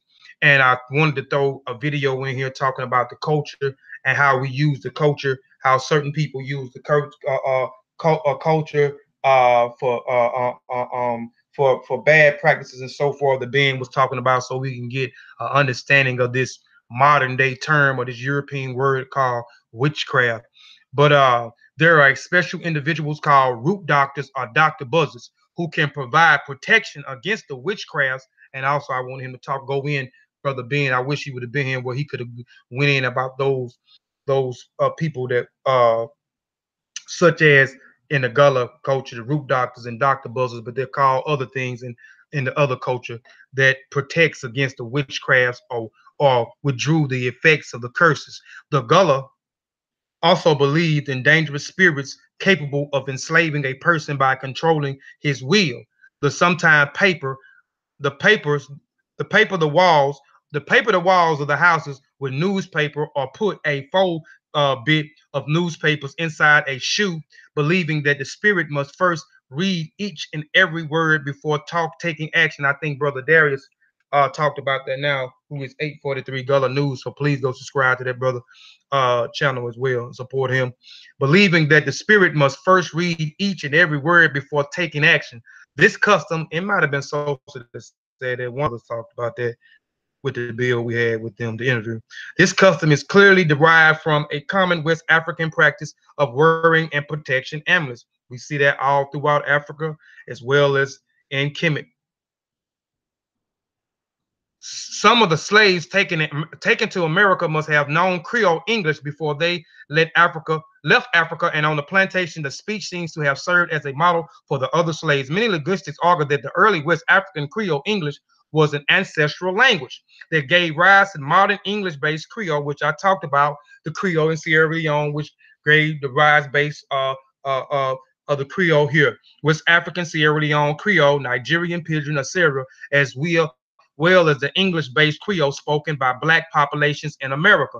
Gullah, Jamaican Creole, Ganya Creole, etc. All of these modern Creole languages, which they are influenced, the Gullah are influenced by the Jamaican Creole, Jamaican language, because remember, the Maroon Jamaicans was deported. 551 Maroon Jamaicans after the Second Maroon War was deported to the Freetown of Sierra Leone in the 18th century. And the Jamaicans were highly influential on the Creole language as well as the Nova Scotians, those Africans who left Canada and went to Sierra Leone in 1792. but the Sierra Leone was founded in 1787 with the first surgeons of Black Africans from London. The fall into the same broad family groups, which linguistics Ian Hancock has called English-based Atlantic Creole. The theories explain striking similarities found among these languages spoken in scattered areas both sides of the Atlantic Ocean. It also shows that the slave brought remnants of Gullah languages directly from Africa. Talked about Muff Winnie. We talked about John Jackson John. We talked about what's this other linguistics brother name? Hancock. I mentioned Hancock a lot. Now this, and I mentioned Lorenzo Dow Turner, this presentation, as well as the other one, the linguistics, and he well, let's just talk about him real quick. Linguistics, Lorenzo Dow Turner was the first to provide evidence of the connection between the Gullah speech. Listen, the first to provide evidence for the connections, because remember I was telling you earlier, those linguistics in the earlier 19th and 20th century was talking about the language was inferior, it was a broken language, and they were just talking bad about the language, but they only did research on only one part, and that was the English base. They didn't do anything comparing it with the African languages, so that's what he did, and the Gullah created their own language. Not the English language, was their own language. It was not a broken English language, and so forth. So the linguistics, Lorenzo Turner was the first to provide evidence of the connection between the Gullah speech and African languages. He lived among the Gullah. He lived among the Gullah people for several years. So he also lived amongst the Gullah people for several years. He listened, recordings, writings, and speeches in the phonetic alphabet, and then compared his findings with that of the people of West Africa. He also relied on 27 informants who knew at least 16 African languages. He also acquired 30 African languages. His research took 15 years. 15 years. Now this wasn't overnight. And it resulted in Africanism in the Gullah dialect in 1969, which is his book, which was the first published in 1949. His research changed perceptions of the Gullah speech and the linguistic heritage of all African Americans. Lorenzo Turner, 1969, investigated the Gullah dialect in the South Carolina coastal community as Wakama, if I'm saying it right. That's one of the Sea Islands. James, another Sea Island. John's, another Sea Island. Wasamala, another Sea Island. Edisto, I'm saying it wrong. I know I am. St. Helen. Edisto, yeah. Edisto, okay. Yeah, just jump in anytime and correct me, brother. I'll tear some words up. St. Helen and Hilton Head, those of Georgia, were Darien, Harriet's Neck, Cephalon Island, St. Simon Island, and St. Mary's. There were at least 3 informants. 2 were over 60, and 1 was between 40 and 60, and 7 communities were he studied the dialects. Both sexes were represented. So he went to all these other different islands, and it talks about his informants. So a lot of his informants came from those different sea islands of the Gullah Geechee Nation, and a lot of his informants was over the ages of 40 and 60, and they spoke other African languages and dialects. Both sexes were represented. Informants were interviewed and taped. Autographic sketches, narratives, and religious practice, folk tales, proverbs, superstitions, and recollections of slavery among the information obtained. So he lived there for numerous years, recording, studying the languages, their dialects, speaking to people in the community, understanding their culture, their traditions, their superstitions, and so forth. So he did this. Then he put out a book. I think it said like 15 years or so. So it took some time. So he was the first linguistics to come out, because you had those Europeans that wasn't doing the work with comparing the African languages. Linguistic studies by Lorenzo Turner have shown that the Gullah have maintained the language, and that was identical to one of the left behind consistence of a unique lexicon, syntax, and intonational, which could be described as an African Creole. This African Creole is confluence languages spoken along the West African coast, sketching from Senegal, Sierra Leone, and Cameroon. Recorded as slave traders have helped to establish that many of the Gullah people came from the country of Africa currently known as Sierra Leone. The most remarkable example of proof that Gullah was a language with African roots was recorded made by Professor Lawrence Lorenzo Turner, 1969 and 1931. He recorded Miss Amelia Dawa of Harrison Neck, Georgia, singing a song phonetically. She did not know its translation. Later, one of his African informants from Sierra Leone recognized it as a Mende song sung during the funeral. Miss Dala's daughter, Mary Moran, was among the delegation of visitors who invitations to Sierra Leone by a former president, Joseph Moran, which they did go in 1989, and then they made another trip in 1991. The documentary Family Across the Sea is on YouTube if y'all want to check that video out. Now, the song that the linguistics Dr. Turner, Lorenzo Turner, was talking about, that this woman was singing. She did not know the phonetic translation, but she was singing a song.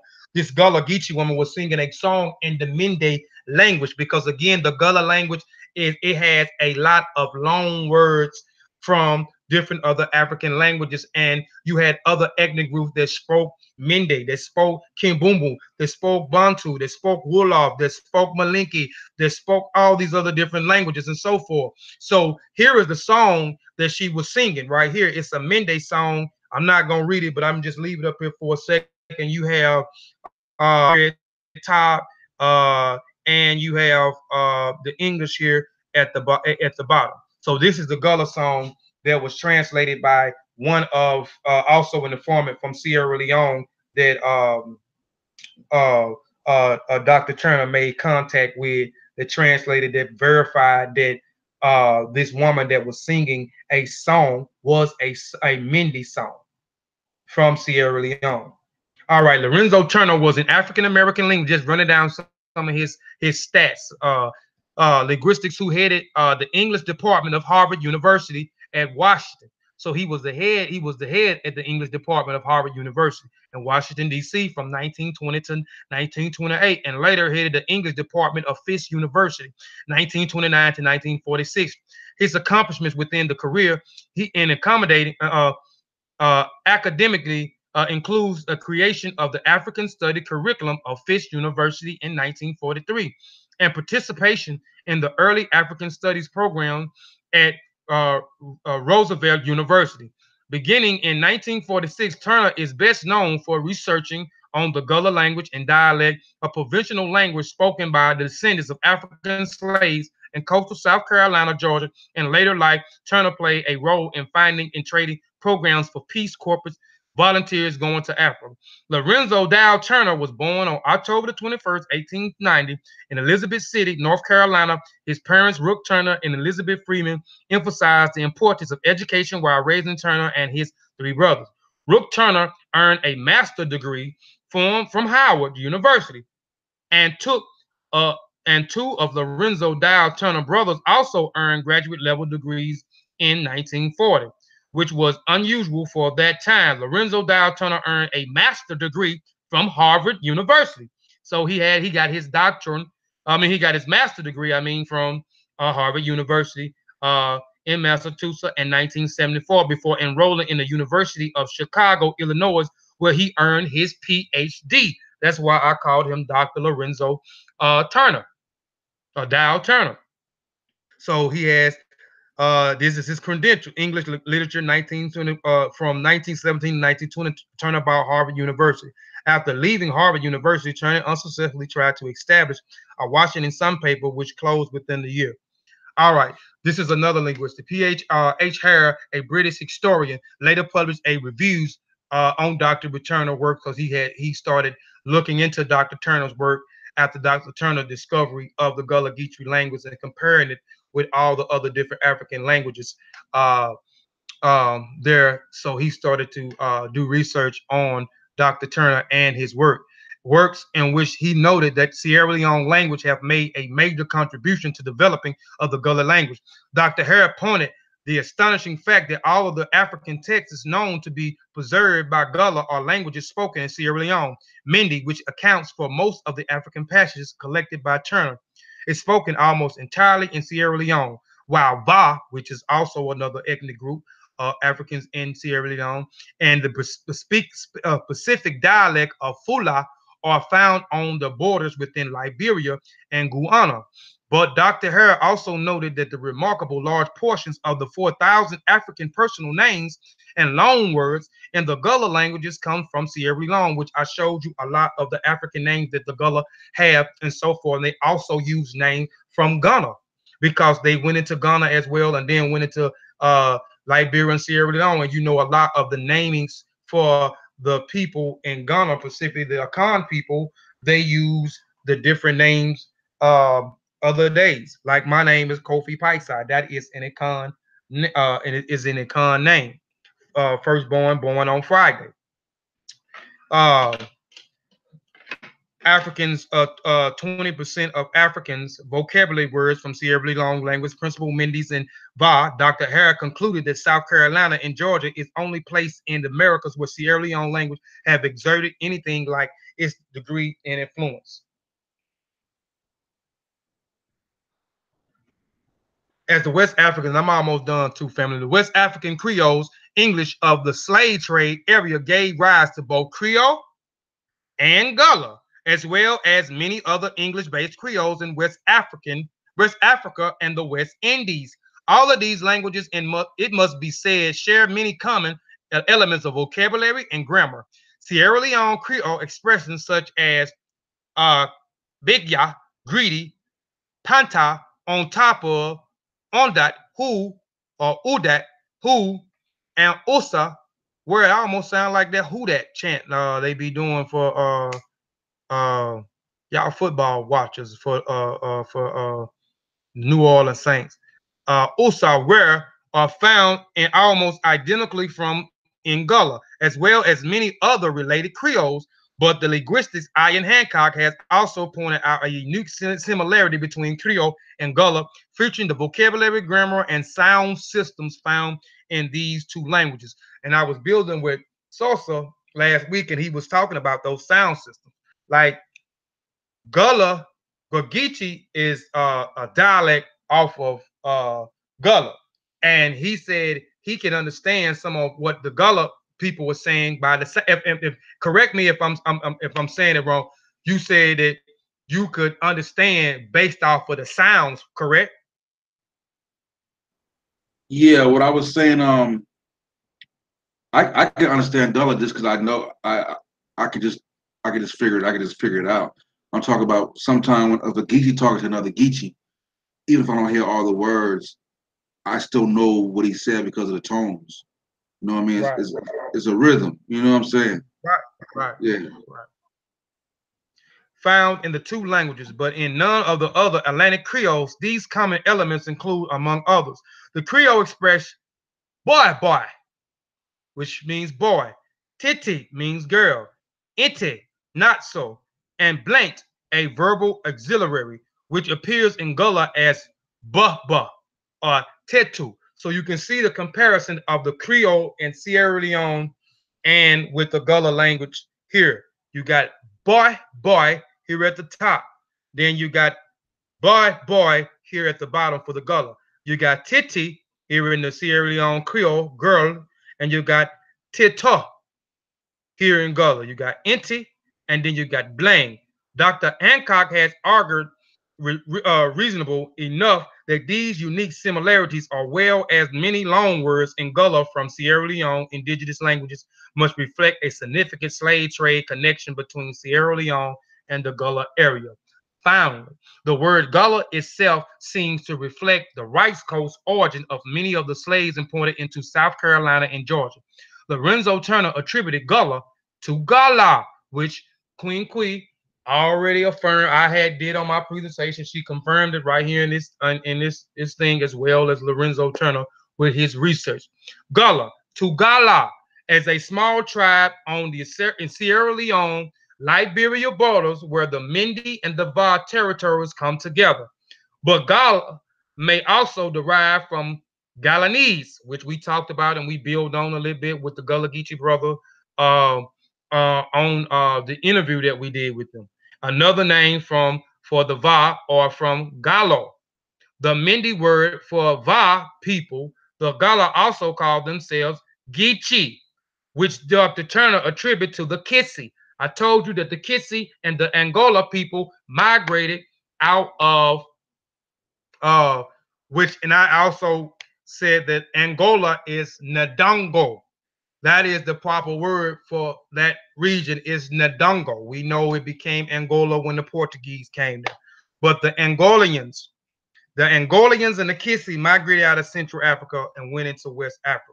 So they are attributing the word Kisi, the Kisi tribe, pronounced it as Gitsi, the similarity of Kisi. And then you get from Gitsi, you get Geechee, which inhabits a large area adjoining to the Mindi, where the modern Sierra Leone, Liberia, and Guyana conversion gives the Mindi and the vortex preserved by the Gullah. The significant percentages of the Mindi and the Va names are loan words. In the Gullah languages, these interpretations seems to have considerable merit. The Gullah people have lived in African American lived in African American community along the Atlantic coast plains on the sea islands off the coast of South Carolina and Georgia since the late 17th century. The coast strips of 250 miles along the 40 miles wide consist of a low flat island separated from the mainland by salty creeks, islands that could only reach by boat. That was at that time. Back then, the Gullah lived in the isolation from mainland areas, which were very similar to the African countries from whence they came. Climates and geographical enables them to preserve and maintain a strong identical and African culture, values, and language. The Gullah immunity to many of the diseases that plagued their slave masters gave them autonomy to develop their own culture. They were also familiar with the use of plants and for medical purposes. When the first epidemic of yellow fever struck Charlton in 1691, of 178 deaths, only one was black. Between 1817 and 885 whites and only 58 blacks died of yellow fever in Charlton. And that is because we were immune to those diseases because we come from a tropical continent. And they came from Sierra Leone and Liberia and those sea islands off the coast of North Carolina and Georgia was in a tropical area, so we was more immune because we was already living in those conditions before. So I was giving you some stats of how many died, and this is the reason why the slave master was not on the plantation or lived with them because they was not immune to yellow fever or malaria that was on those slave plantations. So 6 months out of the year they was not on the plantation. The Gullah people have lived in Africa. I went back to the same thing. All right, and this is my last two slides. There seems to be a confluence of naming traditions among the Gullah, which you know what, I'm not even finna go through all that because some of this is reiterating what I wanted to was talking about, but I wanted to try to give you some similarities too between the Kubundo, which is from Angola, which the Angola and the Kisi people came from. But I'll just leave it here for a second. I also have the syntax examples out of Dr. Lorenzo Turner's book that he put out in 1949, 1941, one of those things, and so forth. And this was just a little bit other than that. There was a use of highly and mid tones at the end of the declaration sentences, which brother just talked about the tones, him recognizing the tones. The tone falls is low in English declaration when no special meaning is intended. The use of the level tones high, medium, or low throughout the statements. The alternations of low and mid or low and high tones throughout a statement. The use of tones that fall from high and mid range in a question or statement. The use of tones that rise from low and mid to high or from low and mid. This only occurs in English when some special meaning is implied. The use, and we're just talking about the tones, as my brother was talking about, knowing just the different tones. The use of non-English tones in Gullah words and the short phrases, which they have short phrases because they cut off certain words. Again, if you go back to the word car or you go back to the word yad, when you go to car, they say car. You go to yard, they say yad. So the R is taken out because A becomes before R. So they shorten a lot of the words, shorten a lot of phrases, and they created this rapid fire talk. When you heard Queen Quee talking and how she was talking, I'm gonna let my brother speak in a minute. They were speaking with this rapid fire. So, and with these different tones, the use of level tones at the end of a question, the use of rising tones at the end of a declaration sentence. This is a characteristic of the Gullah and several West African languages. So that there includes my presentation. I hope the presentation was fully impact with some information. I hope people learned some more about the Gullah Geechee people.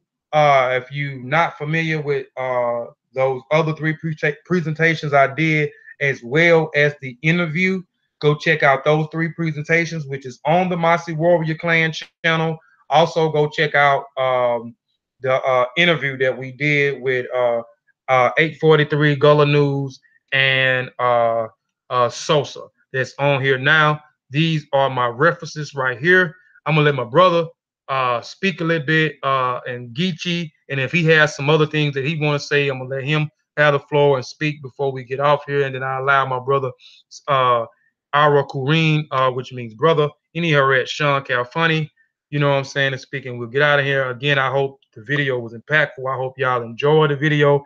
It took me some time to put this video together. I hope y'all really do appreciate what we are doing, because we are not getting paid for this, and this is very time consuming. We are losing sleep doing this.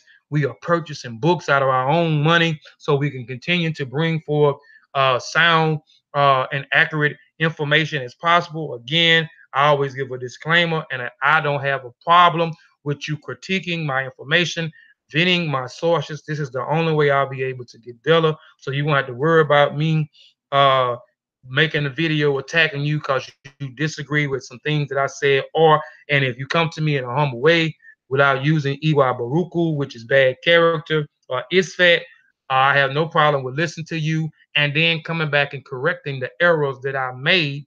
You know what I'm saying? That's why I say I will alter and change the presentation as necessary. So these are. Hey, hold on. I'm interrupting right quick. We are not altering anything without evidence. So if we are incorrect, saying, you better bring them sources. We ain't bound down to nobody. We take all the time out. We do the research, we read, we deal with primary, secondary, tertiary sources. We're gonna get to the bottom. We're gonna come back and get to the primary. What we don't know, trust me, we ask. We ask and we get our answers and we build on that. And teams win. So we're gonna back up the scholarship. So if any of y'all have a problem with anything that has been presented on anything dealing with the Gullah Geechee and all the other presentations on our channel, we are looking for you to critique that work and provide a better argument. And we will pay attention to your argument and we'll deal with it. But if you want to be disrespectful, hey, we like that too. But he ain't gonna deal with it. He ain't. I'm gonna say that. But we got somebody to deal with that. Yeah, you know me. I ain't gonna even waste my energy. My energy is too precious to be wasting on some bullshit. I ain't gonna say to you won't hear me say too much. You won't even hear me typing nothing. So yeah, but we got people that'll deal with that. And if I have to, I don't have a problem with it. I don't have a problem with it. But if I deal with it, we gonna do it in a respectful way. I don't have time to be going back and forward and arguing with somebody, because at that point they not listening to what I got to say, and then when it get too disrespectful on my end, I'm gonna shut down. I'm not gonna even listen. So it's gonna defeat the purpose of having a bill. But I don't mind having a civilized bill. But right now, I don't say anything because I don't see civilized bills. You know what I'm saying? I see chaos and confusion, you know what I'm saying, in these bills. So, and it takes away from the learning process. It takes away from me learning. It takes away from everybody else learning. So I just let people that's not my lane. So I let other people do that, like my brother, any shell funny. He gonna bring you the business. He gonna give you the business. But here I have please subscribe to the channels Seshu Ma'ani Meta Nature, which is here. This is a group that I belong to, like-minded individuals that is studying the language, which is the running Kemet, and the writing system, the Seshu Meta Nature. Also, please go subscribe to Kofi Piesie TV. I've been neglecting my TV channel a little bit, but some of the videos I've been doing here, I've been uploading on there. But I have a whole lot of other hosts of videos that I have done. It's not on the Mossi. It's on my channel, maybe about 45 that's not on the Mossi Warriors Clan channel. So go check those out. Please support my channel. The latest one I did was the Mbungala people. I got a thumbs down. You know, it's cool because everybody's not going to agree. And I know they probably wouldn't agree with some of the things that the Mbungala talk about. I mean, when I talked about the Mbungala people, which was the 4th installment off of the Congo series that I did. So go check out the Congo series, the Portuguese in the Congo that's on there, which is on the Mossi. Go check out the Warrior Queen of Ndongo, which is the Congo. That's Angola. Go check out that presentation, as well as the Kingdoms of the Congo, where I talk about all the kingdoms in Central Africa, and the Mbungala, who were very vital in the slave trading with the Portuguese, doing the Portuguese coming in the Portuguese, and then them setting up a settlement Angola and so forth. But check that out as well. Also, please, please subscribe to the Mossi Warrior Clan channel. We still trying to build up the viewers, the subscribers. We have been doing that. We appreciate y'all support. So continue to support us, because we're gonna continue to beat y'all in the head with these presentations back to back to back to back to back to back. So please subscribe, please subscribe, please subscribe, please support. See, you being violent right now, Kofi. You talking about beating people upside the head, and then you know what I'm saying? That's you contradicted yourself. Hey, look, man, we gonna deal with it in a respectful manner. You know what I mean? But as soon as they come wrong, man, we just shutting it down, because we ain't got time to be, wasting our time with that when we trying to provide content for people to actually weigh in on their opinion. So you did a good job, bro. So I don't have nothing to say really, so I appreciate the bill. Thank you for your research on this particular topic. I know how many hours you put into this series or installments, as you put it. And I hope other people will appreciate it, share the video. And you're right, man. We spend a lot of money and man hours trying to bring this information out, because a lot of our brothers and sisters won't read what we're reading or get into the lanes that we're into. Even though we're trying to promote, that literacy level and raise it, so that people can start questioning these other people that are YouTubers, so to say. I mean, we want people out there to be able to will be armed and able to defend themselves when they come across misinformation that spews out of the mouth of other people in the community that aren't doing what we're doing. So, I applaud you for that. You know what I'm saying? Again, shout out to Brother Ben. It was his birthday the other day, man. If anybody didn't tell him happy birthday that's watching this bill, go see Black Panther, man. Tell him happy birthday. He'll appreciate it. And Sosa's on you, bro. Unless look, hold on, time out. Before Sosa do anything, I want everybody to acknowledge that Kofi got his hair done. You understand me? So I want y'all to look at Kofi. Put it on you, Kofi. Put it on you. He got the Kwame. He got the Kwame headpiece going on right now. Okay, we gonna end. He got the Mossi logo symbol coming soon in his head. You understand me? So yes. Fly Yeah, I'm gonna be quiet, man. Oh shit, she got you right. She got your Kwame going on. Yeah. Well, go ahead. Yeah. Hey, the presentation was dope though. A lot of it you covered. You know what I'm saying? Especially like I thought it's funny to me to hear people to see the language dissected. You know what I mean? And a lot of it you got to, for a lot of people, like the it, like we don't say the it, we just say the e. So like instead of saying it's right there, we'll just say e right there. You know what I'm saying? We'll drop the GHT off the right, we'll just say e right there.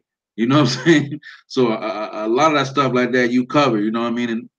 And what's different from Gullah's, like, Gullah got their own little words. It's almost like we got different slangs.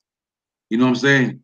So with the Gullah, you just got to know their slangs if I'm Geechee to understand what they're saying, and they got to know our slangs to understand what we're saying as Geechee. But the dialect is we got a lot of the same words, and a lot of it, some of it's different, And then I was gonna tell people too, like I wanted to know too, but I don't know if you heard about it. Like You know, in Charleston, like a person's butt, you know, like we call that bunky.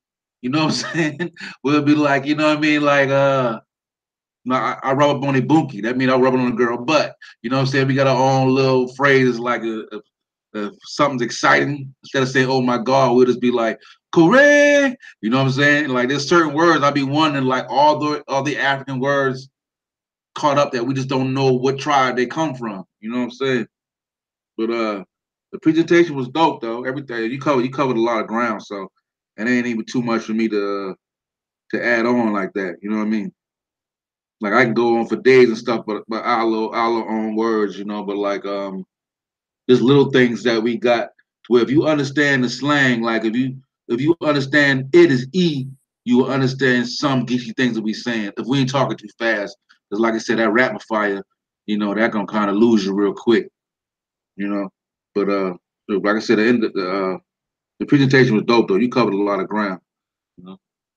What I like to see though, like of somebody like would do a comparison to the Geechee and the Gullah, you know what I mean, and show the differences between the Geechee and the Gullah, you know, words, stuff like that. So hopefully, with more people knowing about the Geechee Gullah, you'll start seeing more works and more scholars get into it, and there'll be more books on it because it's really hard to find materials, a lot of material to read on Geechee Gullah.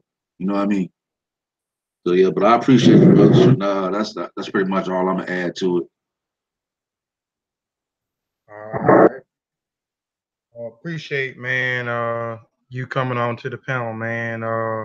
Appreciate everybody again, man, for tuning in to the Mossi Warrior Clan. I wanted to try to come back tomorrow and do another presentation, but due to me doing some other stuff last night, well, actually, I passed. I'll just be honest. I went to sleep Thursday, woke up Friday morning, and I think I was up 36 or 38 hours, and I passed out. I couldn't finish the presentation.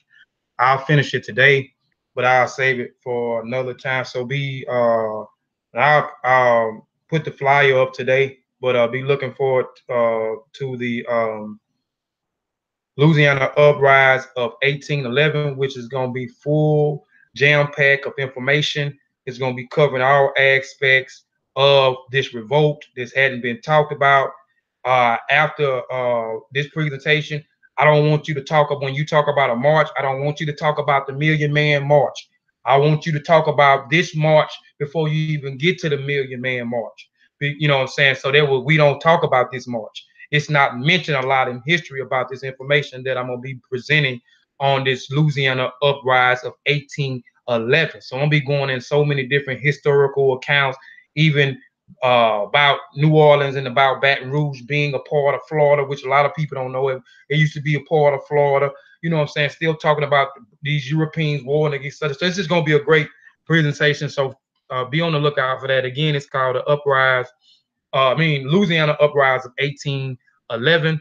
Also next week, be on the lookout. Well, I'll let Sean tell you about it. He has a presentation coming next Sunday, so be on the lookout. Again, like I said, we're going to continue to beat y'all in the head with this information. So he got one next Sunday, and then I may come after him Monday and do that Louisiana Uprise of 1811. Also be on the lookout for the Maroon. I don't got a name for it, but it's going to be talking about what I talked about earlier about the Maroons, Jamaican Maroon ended up in Sierra Leone, which I'm going to go a little bit more in depth on that, and the war of 1803 with the Timney people and them doing a lot of stuff in Sierra Leone, ceasing warring and quarrels between the new settlement, the old settlement, which was old settlers was the first group in 1787, the new group in 1792, and then following the Maroons, the 83 from the 38 people from Canada, not Canada, from Boston, the West Indies military forces of the 14th and the 16th century, as well as the liberated Africans that was took off the boat after the trafficking was illegal, and then these mix of ethnic groups was brought to Sierra Leone. So, and the Kara is going to be the next after this uprise of 1811. The Kara people of the Omo Valley. So we're gonna jump and dig into the Omo Valley, which you done heard talk about the Omo Valley a lot when we're dealing with the bodies found and how old the bodies found in the Omo Valley and so forth. So we're gonna jump into the Kari people. I'll put a little information up on the Moss if you want to look at it, but that's gonna be the next one after that. But Sean, what's your presentation? We finna get off of here, man. So finally, you're gonna let me tell everybody what my presentation is, huh? I'm sorry, go ahead. See what I'm talking about? The hypocrisy here. Nah, man. Next week we're gonna get into we're gonna welcome you to the Gullah Geechee Festival, and for anyone unfamiliar with that, it is a unique festival in the Yoruba culture, and I ain't gonna lie to you. This is gonna have a lot of info. This is probably the most informative presentation that I've been excited about. Windows to West Africa had a lot of technical pieces into it. If you haven't watched that, but it dealt with a lot of information from a scholarly perspective based on the sources that I actually have. The Gullah Geechee Festival has about 6 sources that I refer to, and a lot of the sources that that's in this particular presentation reverts back to one source, which was my primary breadwinner of this, and we're just gonna deal with it like that, man. So, all in all, we're gonna do it like that, and then that's how we rock it. So, yeah, we're gonna welcome you to the Gullah Geechee Festival. The flyer is on our like page. Go to our like page, man, and deal with it. So, after that, Kofi can come back behind that. But I'm telling y'all right now, we getting better and better every week. I'm gonna be a little bit long-winded on this next presentation. It's not gonna be a lot of videos in this one either. If you see a video in this one, it's gonna be about two or 3 minutes or 30 seconds. Other than that, it ain't gonna be a bunch of videos. We're gonna get to it. We might even touch on this witch thing. We might. I ain't gonna, tell you if we are, we ain't. But I guarantee you that if you don't learn something on each slide, then I didn't do my job. Cause each slide I try to make it a point to drop at least one jewel on each slide. And I got 100 of them. Kofi will tell you, I got 105 slides. I'm ready for it too, cause he been talking about it the last almost 2 weeks. So I'm ready for it. I'm ready. Hey, look, hey, one more thing. One more thing, like I'm watching Garfield earlier, man, and a lot of the Aboriginal movement. More people is claiming like Geechee Gullah. I fear that Geechee Gullah will be swooped into the indigenous movement, and if you do that, and I ain't saying, I mean, if you do that, okay, you need to first prove that the Geechee and the Gullah, that the language speak is non-African, and then you would have to show a Native American similarity to the Geechee and Gullah language. Because if you can't do that, then that means that we are in fact Africans. Because otherwise, how would these Native Americans know all these African loan words and stuff like that? So, you know what I mean. First and foremost, so I just want to get that out there. Yeah. Also, he mentioned our page, Mossi like page. Please go and like the page, because we always putting information on there, good information that we dropping on there. Sometimes all day, sometimes we drop a few of the things on there. Promoting other people, promoting what we got coming out soon, and go back and check out.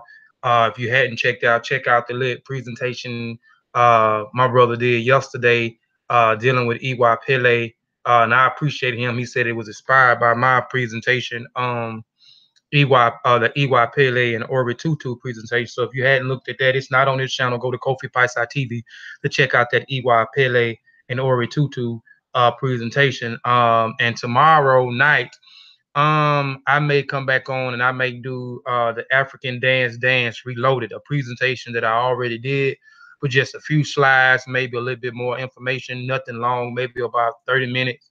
And just, it's just gonna be maybe a slide and just a little small build on the dances. And I may incorporate the dance and drums in there, a little small presentation, maybe about 10 slides, and just talk about those 10 slides for about 30 minutes or so on the like page tomorrow. So be probably about 7 o'clock tomorrow. I'll probably go live from the channel and do a little small build from there. So just keep watching out what we got going on the like page. Continue to like the page. Please subscribe to 843 Gullah News. Please subscribe to Sosa. What's your man, YouTube channel? Go to Sosa channel, man. Right now, everybody. Yeah, what's the channel? What's your channel, Sosa? I am King Sosa. I am King Sosa. We gotta support each other. Go support my Gullah Geechee Gullah. And maybe now they can induct me into the Gullah. Yeah, man. Gullah. Look here, man. Kofi is now a part of the Gullah Geechee Society by heart and desire, because he has desired to do nothing but talk about them for the last few months, and that is all he gonna talk about. The whole time he been talking about them, I've been over there in West Africa by myself. It's okay. Nah, I appreciate it though, man, because we like a forgotten people over here though, for real. Right. Nah, we got to do more. A lot of people that don't know and still be like, yo, I can't believe it. So it's crazy. Yeah, we gotta do more dealing with the Gullah Geechee, and that's gotta be part of our job, because the more, I just want to say this, and what I'm saying, I'm not trying to just be long-winded here, but the more you speak about West African culture to people, the more you can tie in the Gullah Geechee and everything else, because what we're doing is we're painting a picture of a culture that you're going to see here in the Americas. So if you continue to watch what we talk about, you're going to see these things that we talk about here in the Americas. That's why if anybody that watch our presentations, man, if you're tuning this to now, you already done watched everything, even if you done left the bill. If you don't pay attention to what we're actually saying, and I know we could be boring to some people because we're not shucking and jiving, name calling and cussing people out. But if you're watching our shows, man, our shows are specifically geared toward the educational purposes of not only you, but also your children and your children's children and my children. So in the future, they have something that they can go back to and they can learn from, and then they can gather these sources and learn even more information. So if we're going to stand on each other's shoulders, man, we got to show that connection. And the reason we keep reverting back to the Geechee, the Gullah and the Geechee, is because of their importance to the African in the Americas, period. They have the most important piece to our puzzle in connecting our history, because they were able to maintain and hold on to some things that people who left outside of this big band that we call the Gullah and the Geechee along that coastline. Soon as you get away from that coastline, we start losing a piece of us. And the further you go, the less the less you are African. Let's just say it like that, because you start losing all of that. You know what I'm saying? So it's our job, man. We have brothers and sisters that deal with everything that's under our feet here in the Americas. We have brothers that deal with science, linguistics, and we really, as a family, we cover all the areas. So we don't give anybody any wiggle room, and you actually can tie in all of our information to back one another up. And like Uncle always says, we're going to back each other up, regardless of anything, because the way we are aligned as a family. So,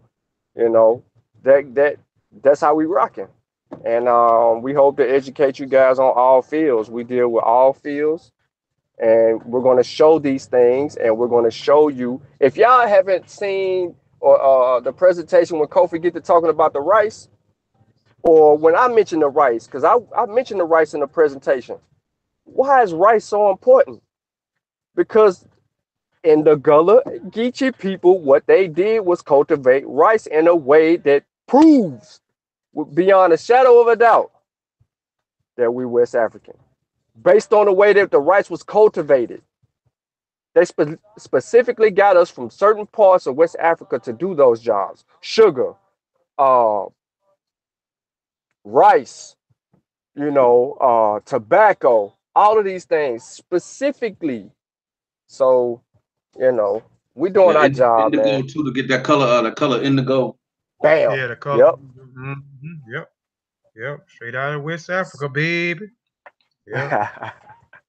Yeah, man. But Sure. Kofi, hey, Gullah Geechee family, Kofi is all y'all's. He need to go to New Orleans, or he need to go to Gullah Geechee. He need to go to either in Florida, Georgia, South Carolina. He got 3 places he can go, and his whole tone, he can work that countryness, that Mississippi in out of him, and deal with that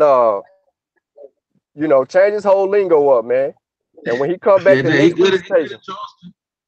Exactly. He good at Charleston. So yeah, we got time to come out, man. Look, we good out there. So you eat good, man. Feed you good. See? Got family out there now, man. Give me some of that rice and that grits and shrimp. Yeah, I'm coming. Yeah, Look at that. Look. Oh, man. Good. You good out there, man. We got you. Going to help. Yeah, but maybe share about stream real quick. We finna get on up out of here. Again, I appreciate Modupe, which means thank you. Moriri means appreciate or appreciation. So I appreciate y'all for tuning in. Y'all could have been doing anything else. But but y'all tuned in and rocked out with the Mossi for a little while. So appreciate y'all for doing that. And again, be looking for the Sean's video presentation next Sunday. And also be looking for tomorrow. I'll be doing African dance. Reloaded, just a few slides in the build for about 30 minutes. So tune in if you got a little time. Tune in, rock out, and build, and learn a little bit about the different dances and the different 4 categories that the African dance is broke up into. So on that, I'm gonna say Alafie Ibe, Modupe, Moriri, and we out. Is my screen sharing, Sean? Flash fly high. Yeah. Let's get it. All right. Hey, I don't see nothing. Yeah, there we go. We're good, man.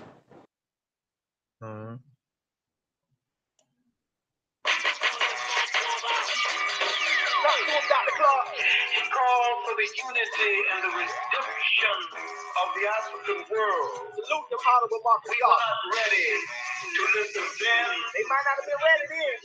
There's wonder whether we are ready. Ain't no doubt about it. To listen. You ready, baby? Nah. Let's go. Yeah. Flag fly high. Flag fly high. Flag fly high.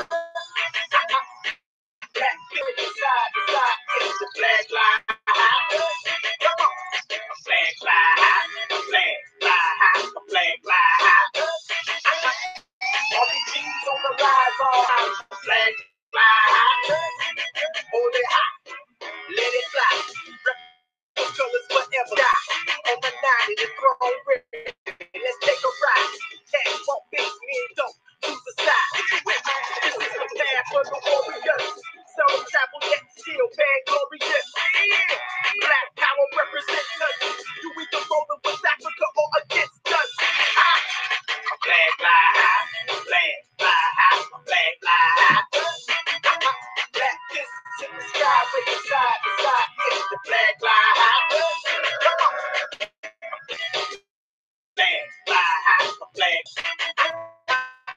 All these G's on the rise, all eyes are recognized. Flag fly high.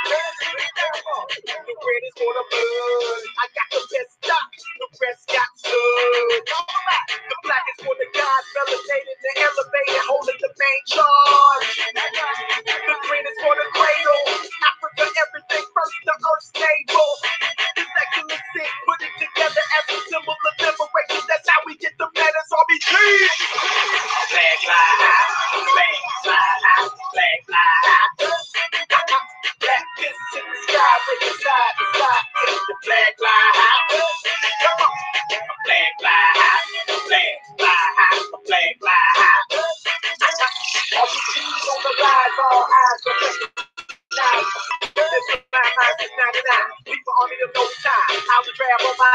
we both ready. Hardline, ain't no game for that red flame. Took the stage of that black bang. Revolution in my veins. Till we free, I won't change.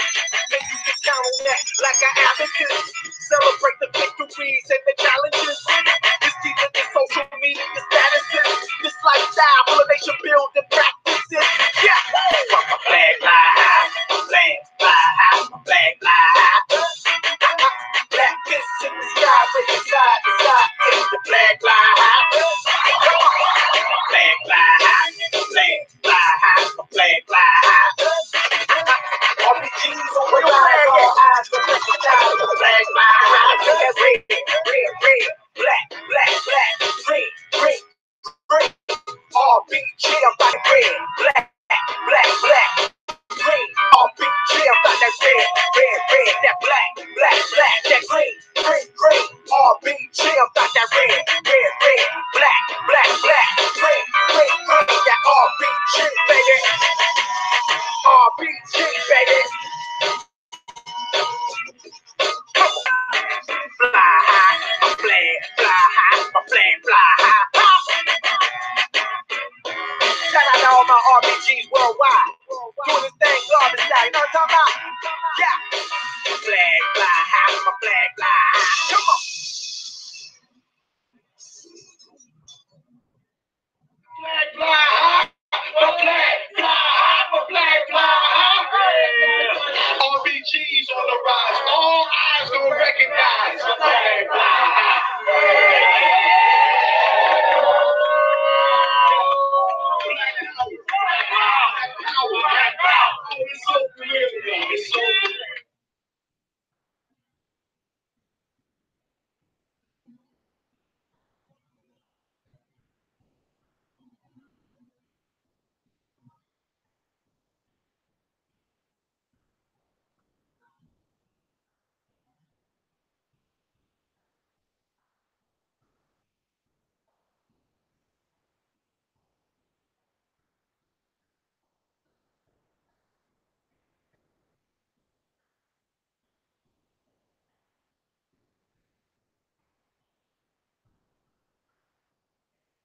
Mossi warrior clan still flying high.